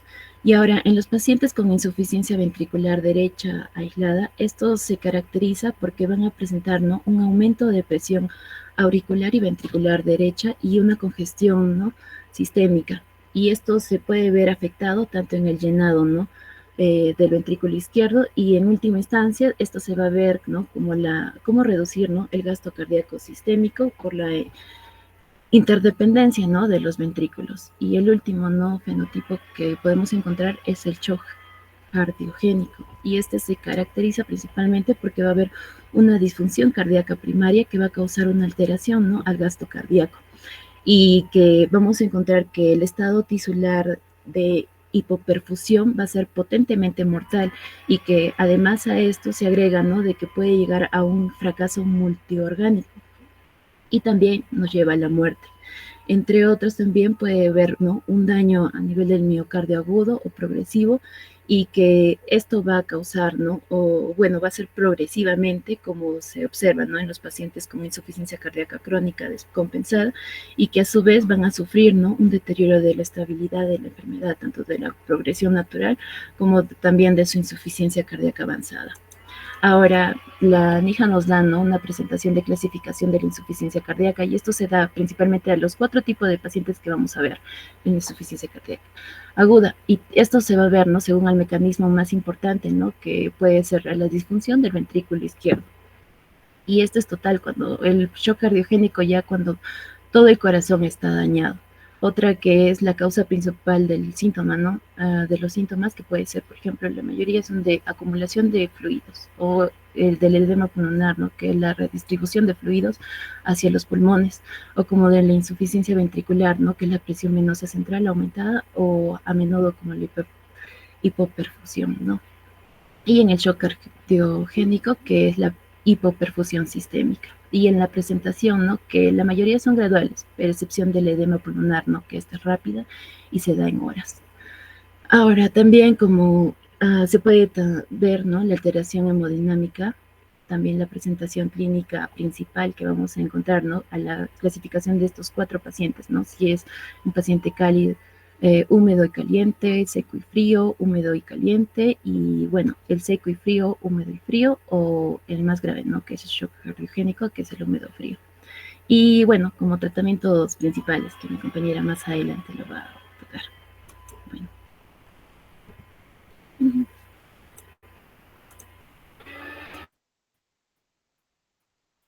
Bien, doctor y compañeros, muy buenas noches. Mi persona va a continuar con lo que es el diagnóstico y también el tratamiento. Siguiente, por favor. En cuanto al diagnóstico, primeramente nosotros tenemos que basarnos para hacer un buen diagnóstico en lo que es la presentación clínica. También los antecedentes del paciente, hacer una buena exploración física, un análisis de laboratorio y estudios radiográficos. Pero en una insuficiencia cardíaca aguda, ¿cuál es la presentación más frecuente? ¿Con qué síntoma más frecuentemente llega un paciente? Con lo que es la disnea. ¿Y cuáles son los precipitantes de la insuficiencia cardíaca aguda? Son varios. Por ejemplo, hay una falta de apego a las indicaciones. Puede ser también que esta insuficiencia haya sido por una ingesta excesiva de sal o líquido, falta de apego a la medicación, una insuficiencia renal y haya tenido una diálisis omitida, una hipertensión que no esté bien controlada y que estén utilizando nuevos fármacos antiarrítmicos. Siguiente, por favor. En cuanto a los signos y síntomas que va a presentar un paciente, como ya lo mencionó, ¿no? Mi compañera, en la insuficiencia cardíaca, los síntomas más específicos, como les vuelvo a repetir, es la disnea. Y también la disnea paroxística nocturna, la ortopnea y edema. Como podemos ver, ahí son los síntomas típicos. Y los específicos serían la presión venosa yugular elevada y también debemos ver si es que hay un tercer sonido cardíaco, o sea, de ritmo de galope o el reflujo hepatoyugular. Siguiente, por favor. En cuanto también para el diagnóstico, tenemos que utilizar algunos criterios. Por ejemplo, tenemos los criterios de Framingham. Estos criterios son para el diagnóstico de insuficiencia cardíaca. En estos vamos a ver criterios mayores y criterios menores. Dentro de los criterios mayores vamos a encontrar a lo que es la disnea paroxística nocturna. También estertores crepitantes, edema agudo de pulmón. También el paciente puede presentar cardiomegalia, que lo podemos observar en la radiografía. El tercer ruido también sería un criterio mayor, ingurgitación yugular también un criterio mayor, aumento de la presión venosa, reflujo hepatoyugular y una pérdida de peso mayor a 4,5 kilogramos tras el tratamiento. Esos son los criterios mayores. Y en cuanto a los criterios menores, tenemos lo que es la disnea de esfuerzo, edema de miembros inferiores, el derrame pleural, hepatomegalia, tos nocturna y taquicardia, o sea, 120 latidos por minuto, mayor a 120 latidos por minuto. Ahora, en cuanto a estos criterios, ¿cómo yo hago el diagnóstico? El diagnóstico se va a basar en lo siguiente. Tienen que tener o bien 2 criterios mayores o bien un criterio mayor más 2 criterios menores. Y si cumplimos con uno de esos, entonces nosotros ya hacemos el diagnóstico de lo que es la insuficiencia cardíaca. Siguiente, por favor. En cuanto a la exploración física, nosotros vamos a encontrar varios signos y síntomas en nuestro paciente. Primero, por ejemplo, podemos encontrar que nuestro paciente puede tener una hipertensión arterial elevada o bien puede tener una hipotensión arterial. También vamos a ver que el paciente puede tener un soplo sistólico en el foco mitral o un soplo sistólico en el foco aórtico.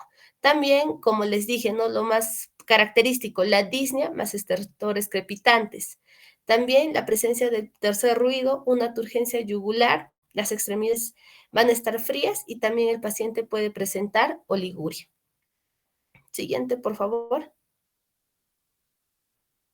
En cuanto a las pruebas complementarias, van a haber varias. Por ejemplo, la radiografía de tórax, la cual nos va a permitir observar cuando hay una congestión venosa pulmonar o cuando ya el corazón ha crecido bastante y hay una cardiomegalia, o también podemos observar un edema intersticial. El electrocardiograma también, que nos va a permitir ver cuál es la causa, ¿no? Si ha sido una insuficiencia aguda del miocardio, si ha sido una arritmia o si ha sido un trastorno de la conducción. Para eso nos sirve el electrocardiograma. Y los biomarcadores, que van a ser útiles para el pronóstico. Dentro de los biomarcadores, por ejemplo, podemos encontrar al péptido natriurético tipo B, la ST2, la galectina, la lipocaína. Ahora, hay algo importante con el péptido natriurético.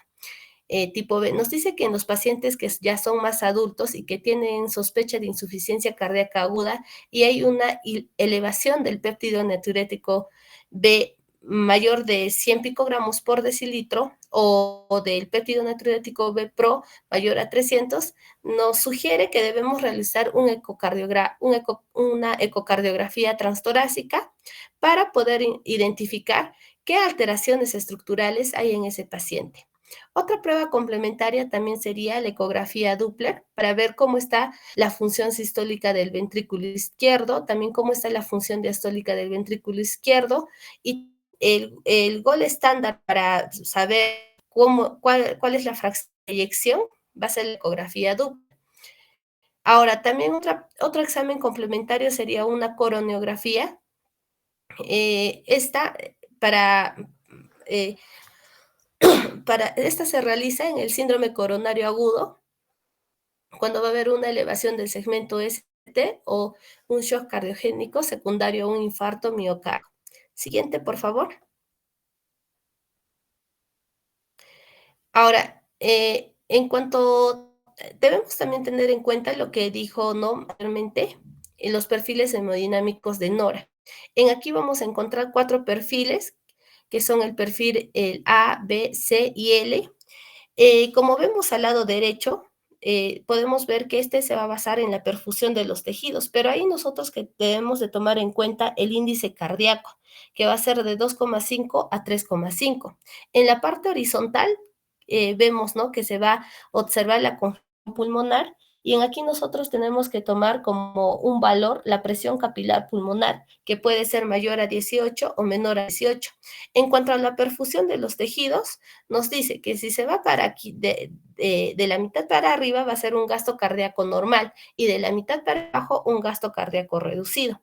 Entonces, por ejemplo, en el perfil C, un paciente húmedo y frío se va a caracterizar porque va a tener un gasto cardíaco reducido y también una presión capilar pulmonar mayor a 18.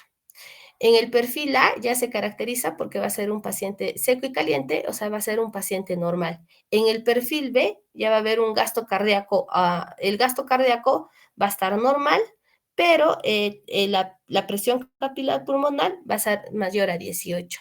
Siguiente, por favor. Y en cuanto al tratamiento, primero tenemos que ver el manejo de la vía respiratoria, mantener una buena saturación, hacer una vigilancia cardíaca y una sonda para el drenaje urinario. En cuanto al tratamiento, ¿no? Primero, una terapia inotrópica. La terapia inotrópica nos dice que puede estar basado con los fármacos, como es la dobutamina, que, bueno, los inotrópicos en sí se va a dar cuando va a haber una disfunción sistólica y cuando la presión arterial sistólica va a estar menor a 90 milímetros de mercurio. Entonces, si va a estar esta presión disminuida, va a afectar la perfusión de órganos vitales y en ahí podríamos dar lo que es la dobutamina o la dopamina. También una terapia antihipertensiva con los IECAS o los ARA2, una terapia de reperfusión, una terapia de expansión vascular, como por ejemplo los vasodilatadores, ¿no? Que esta se va a dar cuando la presión arterial sistólica va a ser mayor a 100 milímetros de mercurio. ¿Y qué vasodilatadores, por ejemplo? La nitroglicerina o el nitroprusiato. También podemos complementar esta terapia con lo que son los vasopresores, como por ejemplo la norepinefrina, y nos dice también que lo podemos complementar con los opiáceos para poder aliviar el dolor y la ansiedad. Bueno, eso sería todo, doctor, en cuanto a nuestra exposición. Ah, no, aquí estaba una parte anterior, por favor. Aquí podemos ver, ¿no? Cómo es un abordaje terapéutico de acuerdo al perfil hemodinámico de Noria que lo habíamos visto anteriormente. Podemos ver nosotros, bueno, dice, ¿no? El tratamiento acorde al perfil hemodinámico de Noria. Primero, vemos si el paciente tiene congestión o no. Si no tiene congestión, sería un paciente seco. Y si tiene congestión, sería un paciente húmedo. Si es un paciente seco, nosotros vemos cómo está la perfusión periférica. Y si es un paciente, si tiene una buena perfusión periférica, entonces sería un paciente seco y caliente, o sea, un paciente normal. Aquí solamente hay un ajuste de la terapia oral de la insuficiencia cardíaca. Ahora, por ejemplo, en el otro lado, si hay congestión, bueno, si el paciente tiene congestión, sí, sería un paciente húmedo. Ahora nos preguntamos, ¿tiene una adecuada perfusión periférica? Sí, sería un paciente húmedo y caliente. El tratamiento, ya dijimos, ¿no? Sería con diuréticos. Y, por ejemplo, en el otro lado, si tiene una adecuada perfusión periférica, no, sería un paciente húmedo y frío. Igualmente aquí ya también el tratamiento sería con inotrópicos. Y de acuerdo a eso, vamos a ver el monitoreo, ¿no?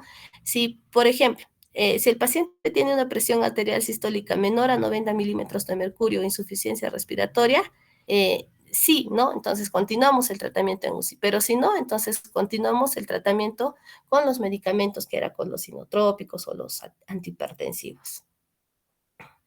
Eso sería todo. Muchas gracias, doctor.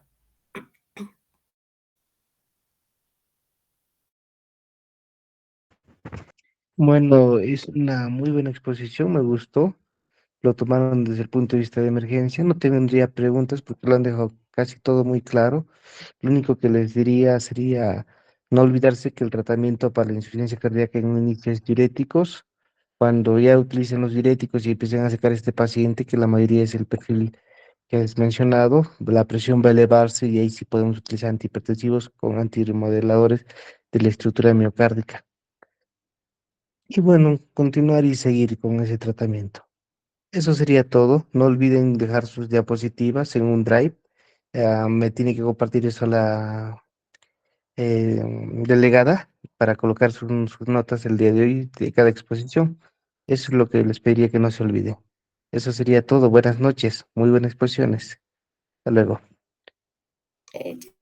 Yo ya le voy para el link. Hasta luego. Hasta luego, doctor.